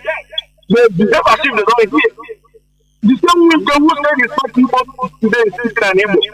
He went to Anambra and asked Anambra to vote for him. Wearing red cap. You see, and people cannot ask you this question. People cannot stand and say, but you that can say you are not evil. What are you doing in Anambra wearing red cap? These people are wearing red cap. Is it not evil? The same, what they call obituary, that knows the truth after going to bed Daniel Street. He now says he's obedient. People are, talking rubbish about him. He knows the truth. Peter knows that Nigeria cannot work. We just want to deceive the people from what to say. So what we are saying here is that it doesn't matter what they do. They must release our leader Mazi Nnamdi Kanu. They must release him because holding Mazi Nnamdi Kanu will bring more calamity in that country. They don't know who they are holding. Enough is enough. The beast enough. We cannot continue to hold this thing because we are keeping quiet because of our leader Mazi Nnamdi Kanu. Anything Nigeria wants to get from us, then we will get it in water. Because people have died and we cannot allow the death of these thousands and millions of Biafrans to go in vain. It is impossible. Earlier the better they know this, earlier better for them to do the needful before it will be too late for them. Because our mind has been corrupted. Nigeria is a destiny killer. Earlier the better they know that we are no more happy. They must let God go. Pharaoh, let my people go. Zoo, let Biafrans go. This is what we are saying, and there's nothing that will change our mind about it. May God bless you, Mazi. Thank you for giving me the opportunity. There were. Thank you. Caller on WhatsApp, can you hear me? Welcome to the program. Good evening, Mazi Jonathan. Welcome to the program. Yes. I want to thank you for giving me the opportunity. My name's Mazi Casey Adams. I'm calling from my location. Mazi, I always like whenever you use this word primitive, because this is exactly what our people are suffering from. Do you know that the problem we have for being under Fulani is that we, as the Biafrans, especially the Igbos, are not united enough to understand that unity is the only thing that will help us fight our way invaders. We're not the only people invaders have taken over in the history of mankind, but we are the only people that are not organized enough. And the reason is this word. In fact, it makes me so happy whenever you say our people are primitive. That thing touches me because I know that is what we are suffering from. And let me explain. Being primitive is worse when people are clannish. When people are clannish, they tend to rally around people that are very close to them. This division of or creation of states, Igbos are the people that creation of states have affected so much that even up to today, as we are talking of freedom versus one Nigeria, it is still in Igbo land where you see somebody will take because the person that is declaring for office is his own fellow brother. He disregards what he will gain from having unity. And this is very, very much in our land today. So that is why whenever I use this word primitive, I know that you understand really what we are going through. There is one friend I lost since Obi declared his candidacy. He's from Anambra State, a very good friend of mine. But I see him, gradually chicken away from what we usually talk about, Biafra and this. And one time I asked him, what is that problem? He was not able to explain, but then I could sense that the point was that he believed Obi is from Anambra State. For that reason, he must surely support him. I've been very candid. I've always told him, look, this creation of state is the problem. Now, Igbos forgot that we are a people of clan. For instance, if you go to Anambra State, go to Imo, go to Enugu, you see every clan there. You will see an Aro man, you will see an Eri man. But creation of state made us to believe that if I'm from one state, like I see a lot of people say, oh, I'm from Imo, I'm from Anambra, especially the people from Anambra, because I like to say things there the way they are. They tend to see when the word Anambra, it means every other person is foreclosed. It means they are different from other people. And they preach it, they show it in character. This is what I used to tell my friends, because I used to say things the way they are. So I keep telling our people, until when we go back to know that we are a people, it doesn't matter how many group of people that are settled. But the truth is that if you go to Imo today, you will find an Aro man. If you go to Abia, you find an Aro man, you find a Eri man, you find other clans. And this is how we are all together as a people. But creation of states, there is a people that have got into them, so they build their own state as a political weapon, that if something is coming from other states, they look at it that, no, why is it not us? And I'm using this opportunity to appeal to our people. Look, I respect so many people, especially IPOB members. They don't have this mentality.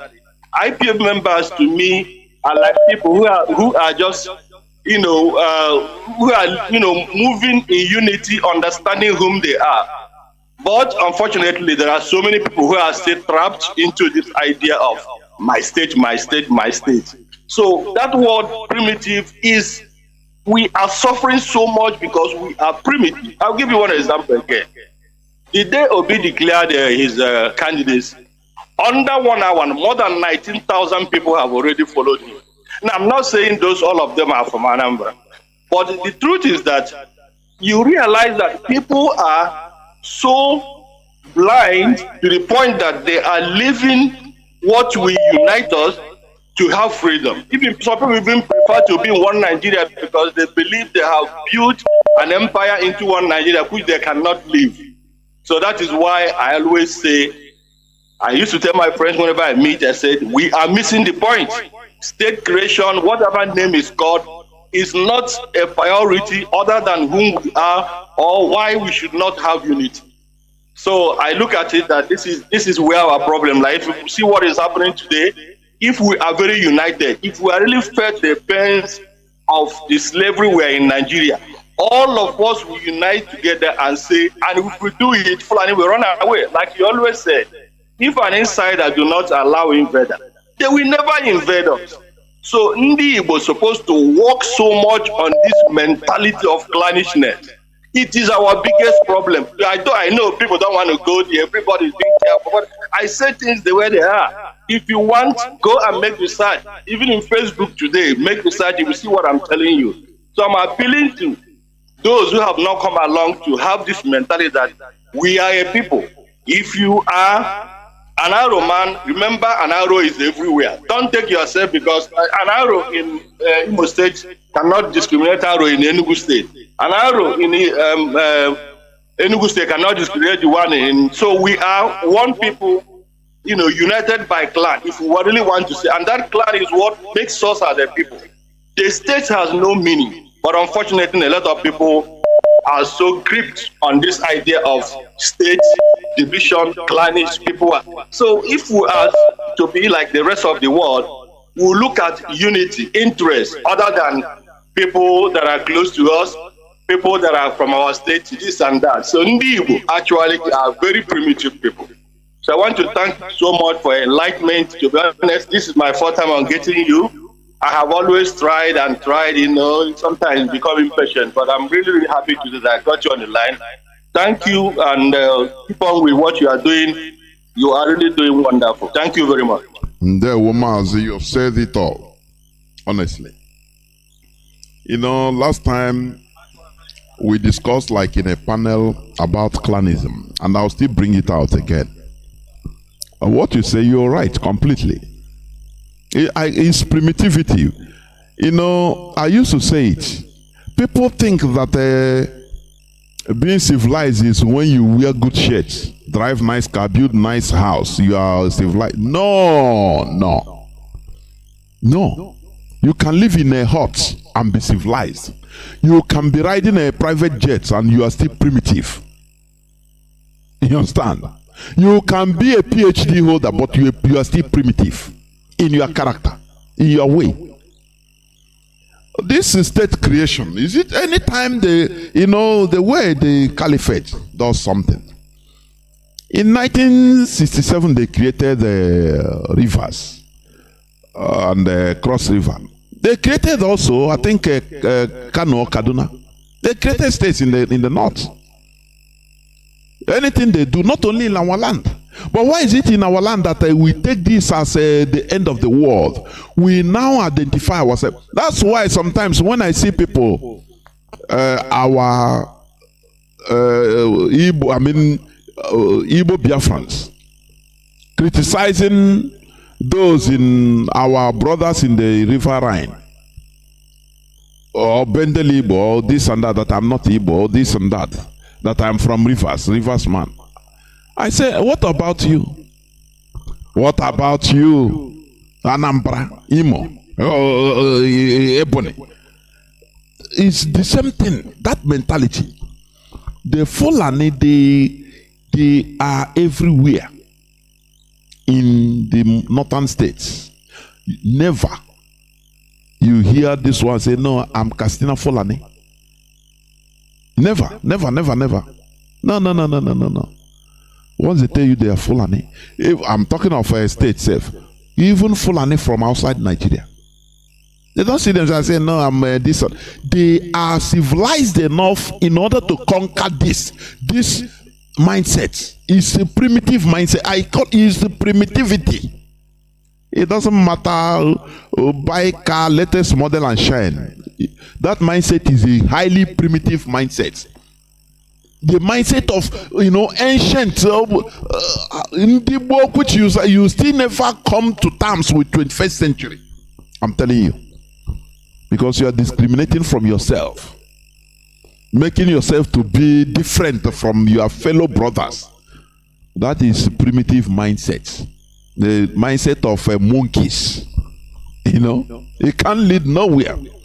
Look at the Fulani smartly. You know, I said it before. Smartly. They are no more talking about Fulani. They are no more talking about Mietiala. What they are now talking about, they're not. They're not. They know how to organize themselves. They know. They know. Whereas you are boasting of your community only. Your community can't do nothing. Look at the European Union. Look at Europe, Western Europe.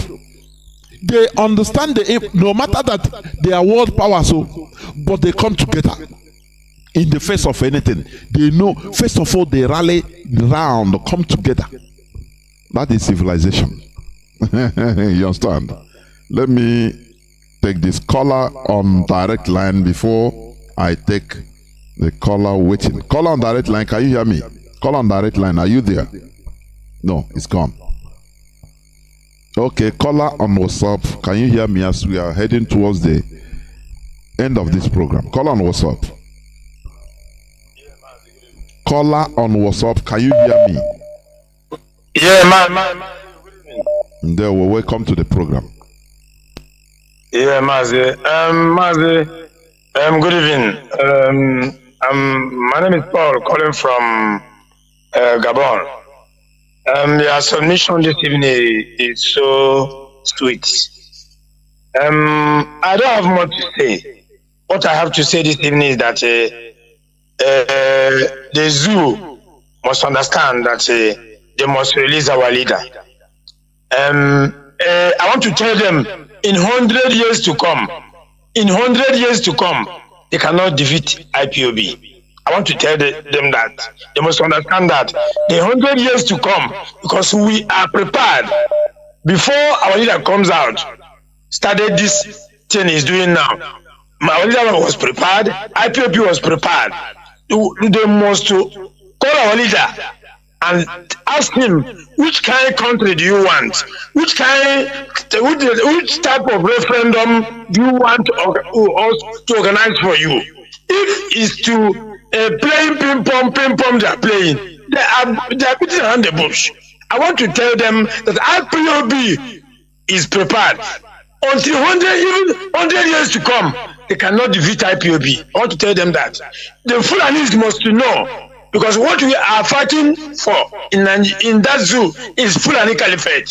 Because when they are talking about and Fulani Caliphate and the foolish politicians in Biafra land, those who feel that they have arrived, those who feel they can defeat those who call themselves IPOB, I want to tell them that let them continue doing what they are doing. Because that Biafra land cannot contain all of us. Because what they're supposed to do is to tell these foolish Fulanis to release our leader before it's too late. I don't have much to say. All I have to say, and the United Nations must to do the needful, because it's too much. So, Mazi, thank you. I don't have much to say this evening. There were.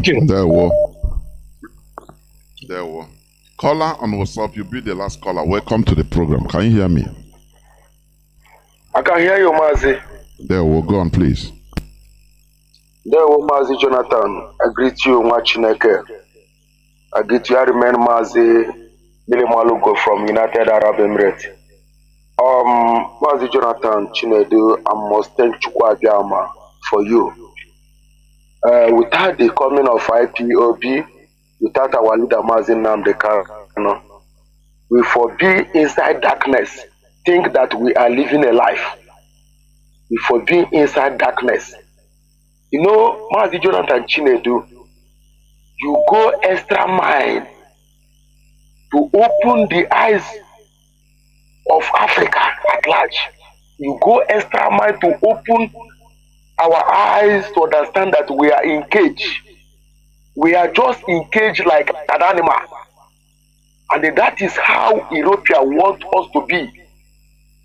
Now, I understand this song that one of our brothers sang that says, Biafra is the only hope of Africa. Biafra is the only hope of Africa. Without Biafra coming, we are gone as a human being. You know, these Europeans, these Westerners, they are very wise. They are wise. That is why when they colonize us, when they colonize Africa, they will pose a criminal as a leader in Africa. They will pose a criminal as a leader in Africa. Now, if you come down to our land today, Biafra, in coastal region, they bring criminal like Asari Dokubo as a pipeline security. Now they bring them, stand them as a pipeline security. They are security for what they have. They are serving a foreigner. Now a foreigner is the master for what they have. Then they are security to what they have. That is how these Westerners want us to be. There is a audio voice that I sent to you in this WhatsApp, Mazi Jonathan. If you can be able to, if we have chance to go through it, you will see what is happening today in our land. I know you people are hearing everything. Our people was coming from Beria just 2 days ago from Osoka. Fulani herdsmen, terrorists hijacked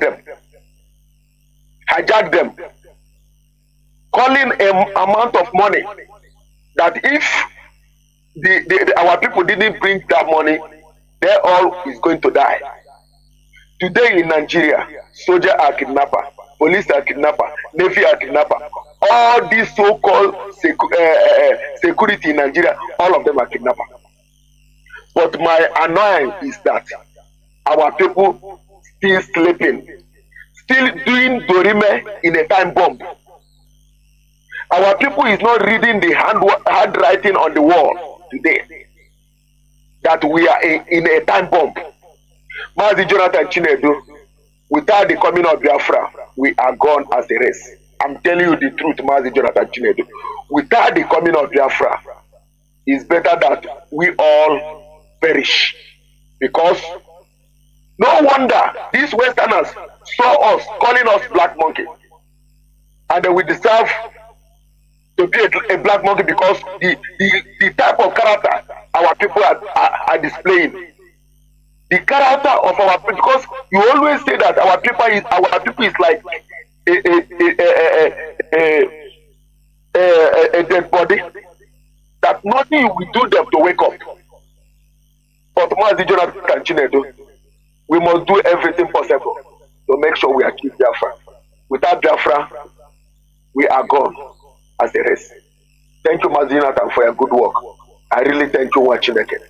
You are doing very well. Thank you. Continue your good work. Continue to open our eyes. I have to bring in one other Marian. You'll be the last caller, please. Go on, one other. Can you hear me?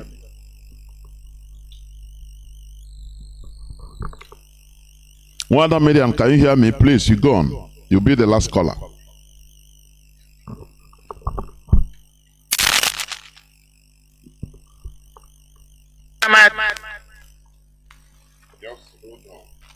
Hello, Mazi. Yeah, go on. Can I start speaking? Yes, okay. Yes. Good evening, Mazi Jonathan. How are you? I've been right about to get you. I have to try the signal. How you doing, Mazi? Good evening to everyone. I'm going to be quick because I know you're going down on the program, trying to close down. My name's Marian Heder. Mazi, a couple of things you said. I just wanted to kind of touch on them briefly to add to what you said. All the things you said. One is our behavior of pulling each other down, which in other words we call using each other to undermine us, which is divide and rule. In America here they call it crab in a bucket mentality. What do I mean? If you gather a bunch of crabs and put them in a basket or in any container, you don't have to close it. None of them will ever climb out, because what happens is as one tries to make his way out, the one or two of them will pull the person down. That is what we are doing. That's the behavior we have. Crab in a bucket mentality. Having said that, another revelation you made today for me is powerful, that they are dismantling all the railway tracks in Biafra land. Mazi, immediately you said it, one or two things came into my mind. One is this. It's a clear message to all these so-called elites. All these are so-called politicians supposed to be president to know that these guys are planning for a bigger game. This is how I look at it. Because what they're trying to do, if you're fighting a war, you need transportation. You need a way of movement. They're trying to destabilize us, immobilize us, should in case a war will break out. We will not have any way of moving large equipment. We will not have a very quick way of movement. Even though I know the railway system in the east is nothing to write home about. But completely operating the tracks is another ball game, and they're not replacing, they're not building anyone. Immediately you said it came to my mind. So I am just letting them know, because they have been in a deep slumber. These guys are not playing. Even though they continue to play takia to them, telling them they want one Nigeria, they are preparing themselves for eventuality. But I can tell you, our so-called leaders are just folding their hands and believing in the so-called crazy one Nigeria because of their personal interest or whatever they think they're going to gain. The last point I would like to make is the three big R's you talked about. Now, there is a positive thinking that says necessity is the father of invention. Conflict, when you look at conflict, or when conflict happens, it depends on what you do with conflict. Through conflict, new eras emerge. Through conflict, new ideas emerge. Through conflict, new frontiers of medicine, science, whatever you call it, emerges. Example is Germany, you mentioned, you referenced. You know, Germans were very much ahead of the nuclear science. They were very close to developing nuclear bomb before Germany was overwhelmed by the world and subdued. What did people like America do? That was why America was able to be the first to come up with a fat boy. What they did was they absorbed all those scientists, nuclear scientists, brought them to America secretly, engaged them, rehabilitated them, put them back in the system in American science. They were the ones that gave them the blueprint of what? Of what they were almost accomplishing. But other countries who eliminated those scientists, that is why America was ahead of the game to be able to come up with the first nuclear bomb. You can recite what I'm saying. So what am I saying here? People who are smart look at conflict and use the three R's after the conflict to get ahead. Whatever science you're talking about, whatever technology, whether it's the development of computer, whether it is the cell phone, smartphone we are using today, whether it's nuclear bomb, it always starts with the armies of the developed world. They are the ones that come up with these sciences because in their quest to be ahead of each other, that is how they rattle their brain, use their brain to engage and come up with these things before they give it to the world. Even when it comes to medicine, surgery, cosmetic surgery, it all started with all the soldiers that were being maimed in the field, while the doctors were trying to figure out how to sew their body together. That was the true emergence of cosmetic surgery. What am I saying? Just like you said, the biggest mistake Nigeria made, which most Africans are making, is this. We look at conflict as just from the negative point of view. If at the end of the war, they applied the three R's, a couple of things could have happened. The Biafran soldiers would have truly been reabsorbed, rehabilitated, given an honor position for coming up with intelligence or the idea they came up with. And they would have been the engine to have pioneered Nigerian science and technology today. Okay? And if that has happened, that every Nigerian, as they claim no victor, no vanquish, we are treated equally, treated on merit. Nobody will be talking about agitation. Nobody will be talking about secession today. So that's the mistake we continue to do. Even in our niches like families, you see it happen. When somebody makes a mistake, instead of us to take a step back, should the child be punished, admonished? Yes. But you look at that and help that child to take that mistake they have made. Let it be a stepping stone to advance themselves to something better. That is one mentality, one psychology we must continue to drum. They made that mistake. And all the mistakes we are making as we are going through this agitation I know we're going to use them to build Biafra. That's why Biafra is going to be one of the greatest empire or country that's going to emerge. Why? Because we are going through stress to acquire it. If we just acquire Biafra without all these stresses, believe you me, we will not make use of, we will not understand what we've achieved. Mazi, look at even this 1 year that our Hamadike has been held in confinement. Look at how DOS have evolved to a better place. So conflict cannot be looked at something bad. But yes, Mother Nature even throw conflict into us to engineer us, because when a man is pushed to their corner, that's when they are supposed to use their best of their ability, which is the human mind. Mazi, I'm going to stop here. Thank you for the opportunity. I know you're winding down. God bless you. There, you're always on point. Very eloquent. That's it. Just as you said, how will the caliphate make Onyamini, really bring make Onyamini equal? For them to take everything. The caliphate, before even during I think 11 days after Nigeria independence, they said that Ahmad Bello, that their ambition their ambition in Nigeria is to make everybody to be slaves, so that they will be on top. That is the thing. So they don't care. It's weird that is talking about modern technology. That is not their problem. Or productivity. That is not their problem. As long as they saw a place they can be sucking natural resources and selling it, looting the money, keeping the almajiris, their hordes of almajiris, giving them, sacrifice every day, giving them crumbs to eat. Whatever that they are talking about, human natural resources, is not their. They are not there with you. That is not their problem. So when I think about this, I see the problem we are in.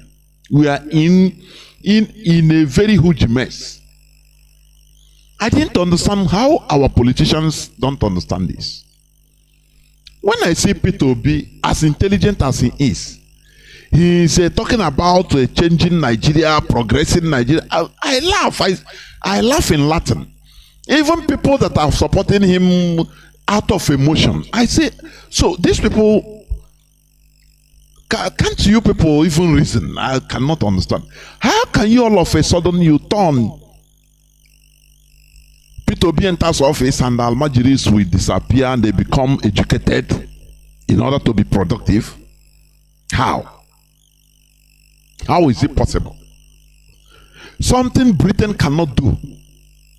Britain, during the colonization era, they were not even to westernize or educate the northerners. They were not able. Their emirs begged Britain, said, leave us like this. Only we give you our elites to educate, no problem. But leave us with our population like this. Because they don't want them educated. Because they feel that if they educate them, they will pose a problem to them. Their eyes will be open. And they will rebel against them. So it's better to keep them like that in darkness. So that they will be behaving like 60th century Homo sapiens. 60th century. When Islam came into being. That is exactly the way they are behaving. Even that time, they are more refined self than the way these people behave now. So, if Peter Obi enters I used to wonder, say, okay, what will he do? What is that magic he's going to do? Good luck, Jonathan built how many hundreds of schools, spent billions of naira, and built something. Today, some of those schools are turned into mosques. Some maybe they are toilet places with money, heavy money. In order to educate the Almajiris, they laugh him. They say, look at this one. Onyamini, you don't even know where he's going. So, what is that miracle that Peter Obi is going to do? I want to understand. Because when you tell our people, they don't, sometimes some of our people don't want to listen to the reality. They don't want to listen to the reality. And that is the problem with them too, with us, some of our people, in this religious issue.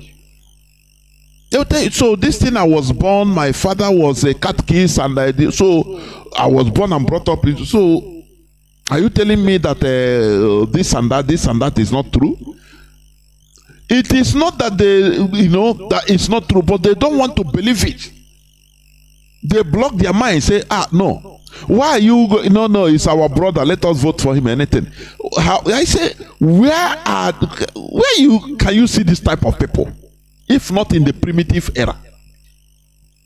When people will sit down, you remove a sentiment, remove it. Now think, how is any president, how is anybody going to come to change Nigeria to become a paradise, to become developing? Before God and man, the powers that be, they will sabotage you. Remember when good luck Jonathan put he was fighting successfully the Boko Haram. They sabotage him, you have to remove him. What is this man going to do? What is it that he's going to do? That, okay, let us remove sentiment in making judgments that concerns us, that concerns our collective interests. Because that sentiment is what is killing us. You make judges say, no, leave it like that. After we will check. Now, this is our time. You are time of what? After 4 or 8 years, you start shouting. You start crying again. Are you a human being? Why can't you think? And say, no, this is not the time for us to do this thing for election. It is time for a referendum. That is to go back to the grassroots and ask ourselves, do we really want to belong to Nigeria? That is the basic thing. Because for now, there has not been any definition of Nigeria. Let us define a Nigerian and practicalize it to ask people whether you belong, whether you want to belong or not.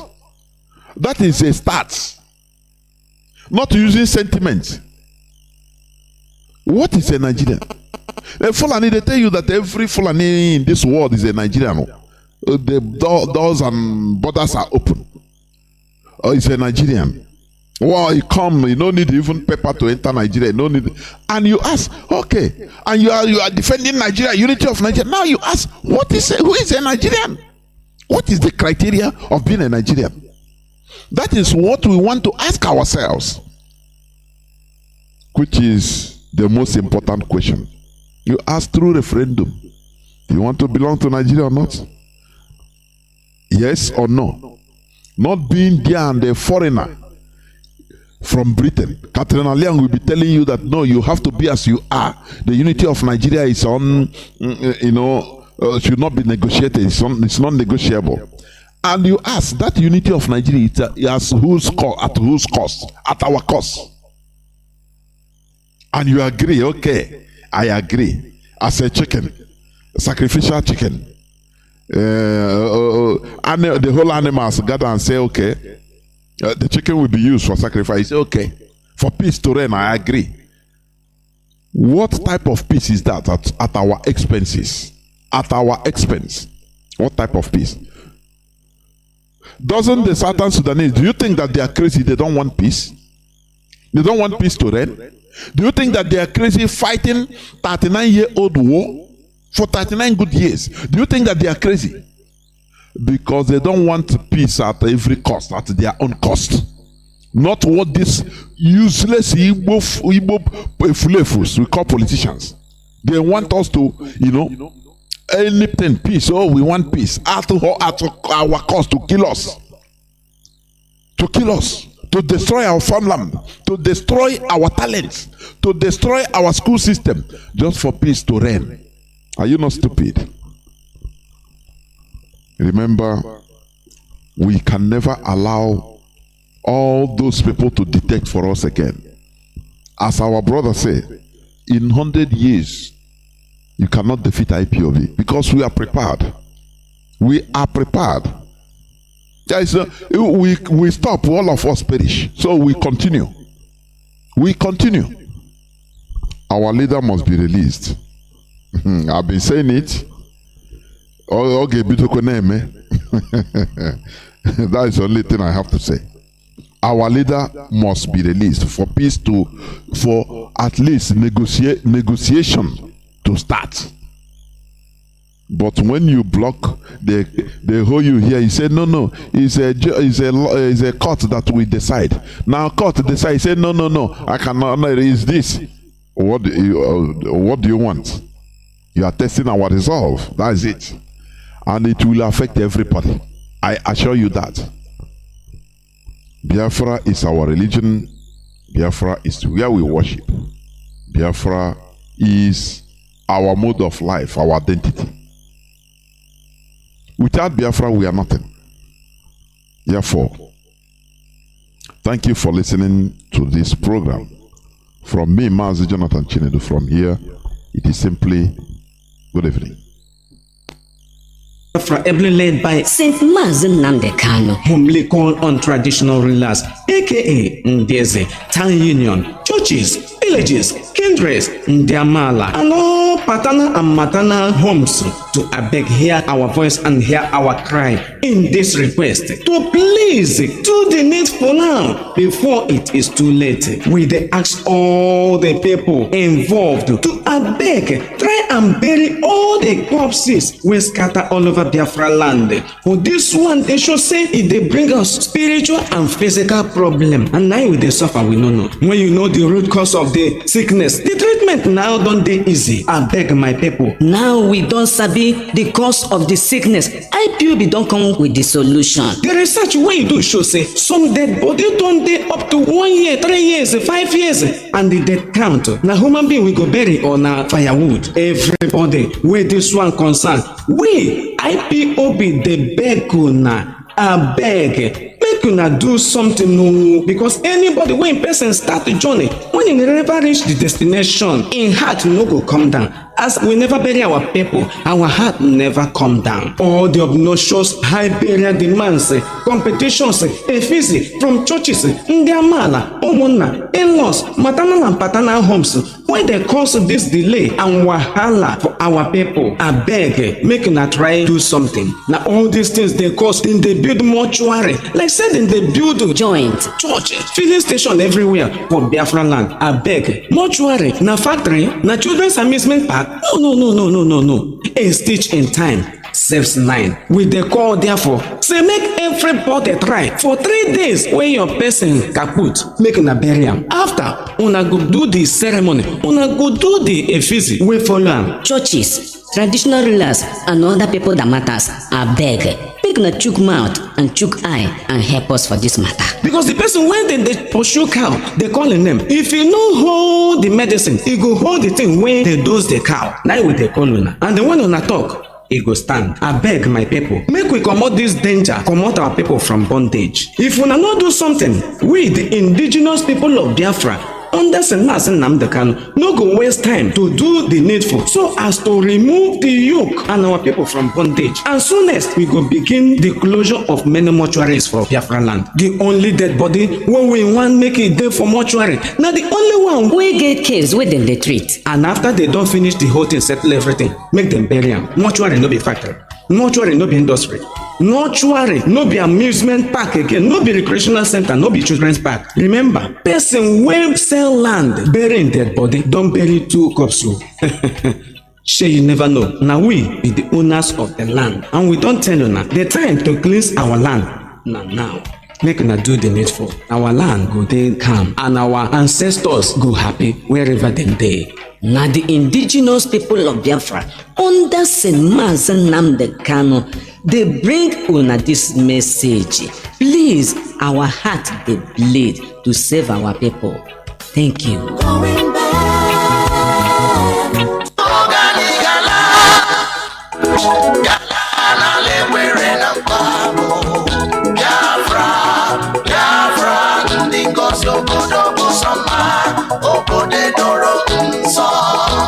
The land of the rising sun is a home of hope,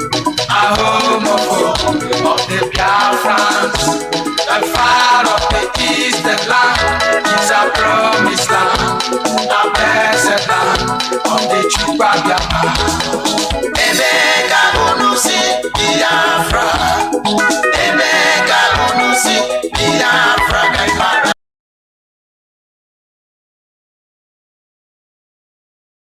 The eastern land is a promised land, a blessed land of the Chukwa Biafra. Emeka unusi Biafra, Emeka unusi Biafra kaimara. Land is a promised land, a blessed land of the Chukwa Biafra. Emeka unusi Biafra, Emeka unusi Biafra kaimara.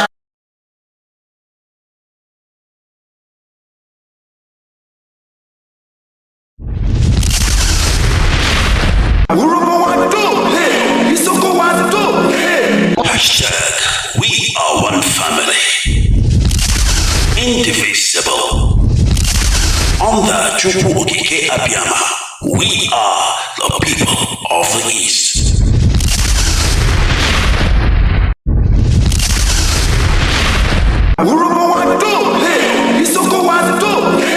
Hashtag we are one family, indivisible. Under Chukwu Okike Abiyama, we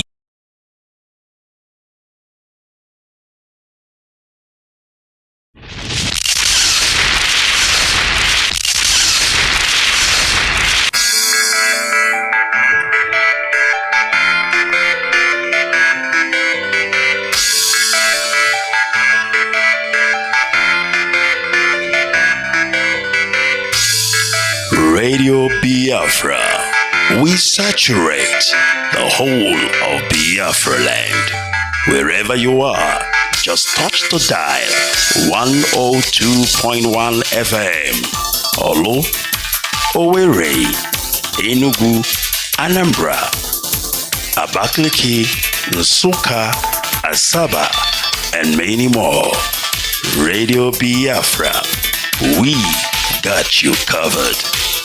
Radio Biafra, the first and the last.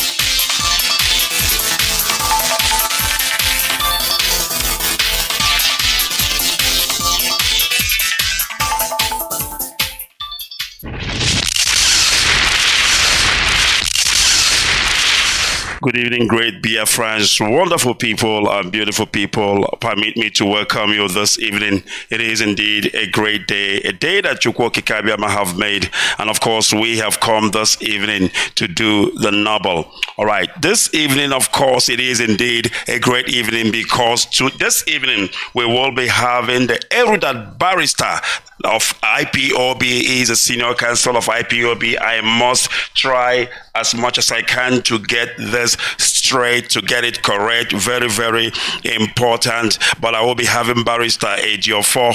He will be joining me this evening. And of course, and he will be talking to Biafrans this evening. I need to introduce him very well. It is important that we do that. Of course, he is IPOB lead counsel and senior counsel to Mazi Nnamdi Kanu in the person of Barrister Ejiofor. And of course, he is a busy man, as you know, and without wasting further time, I want to see if I can connect him directly because of his time. We don't need to waste time, but of course, I need to welcome Biafrans wherever you are this evening. And if you are hearing the sound of my voice this evening, my name's Mazi Ikechukwu Onoha. And of course, we are live, we are direct, and it is indeed so. Radio Biafra is where you are. All right, I think I have Barrister already with me, and because of our time issue, let me see if the Barrister can hear me. Good evening, Barrister. Can you hear me? I'm hearing you clear, very clear. All right, thank you very much, Barrister Ejiofor, and we welcome you to Radio Biafra.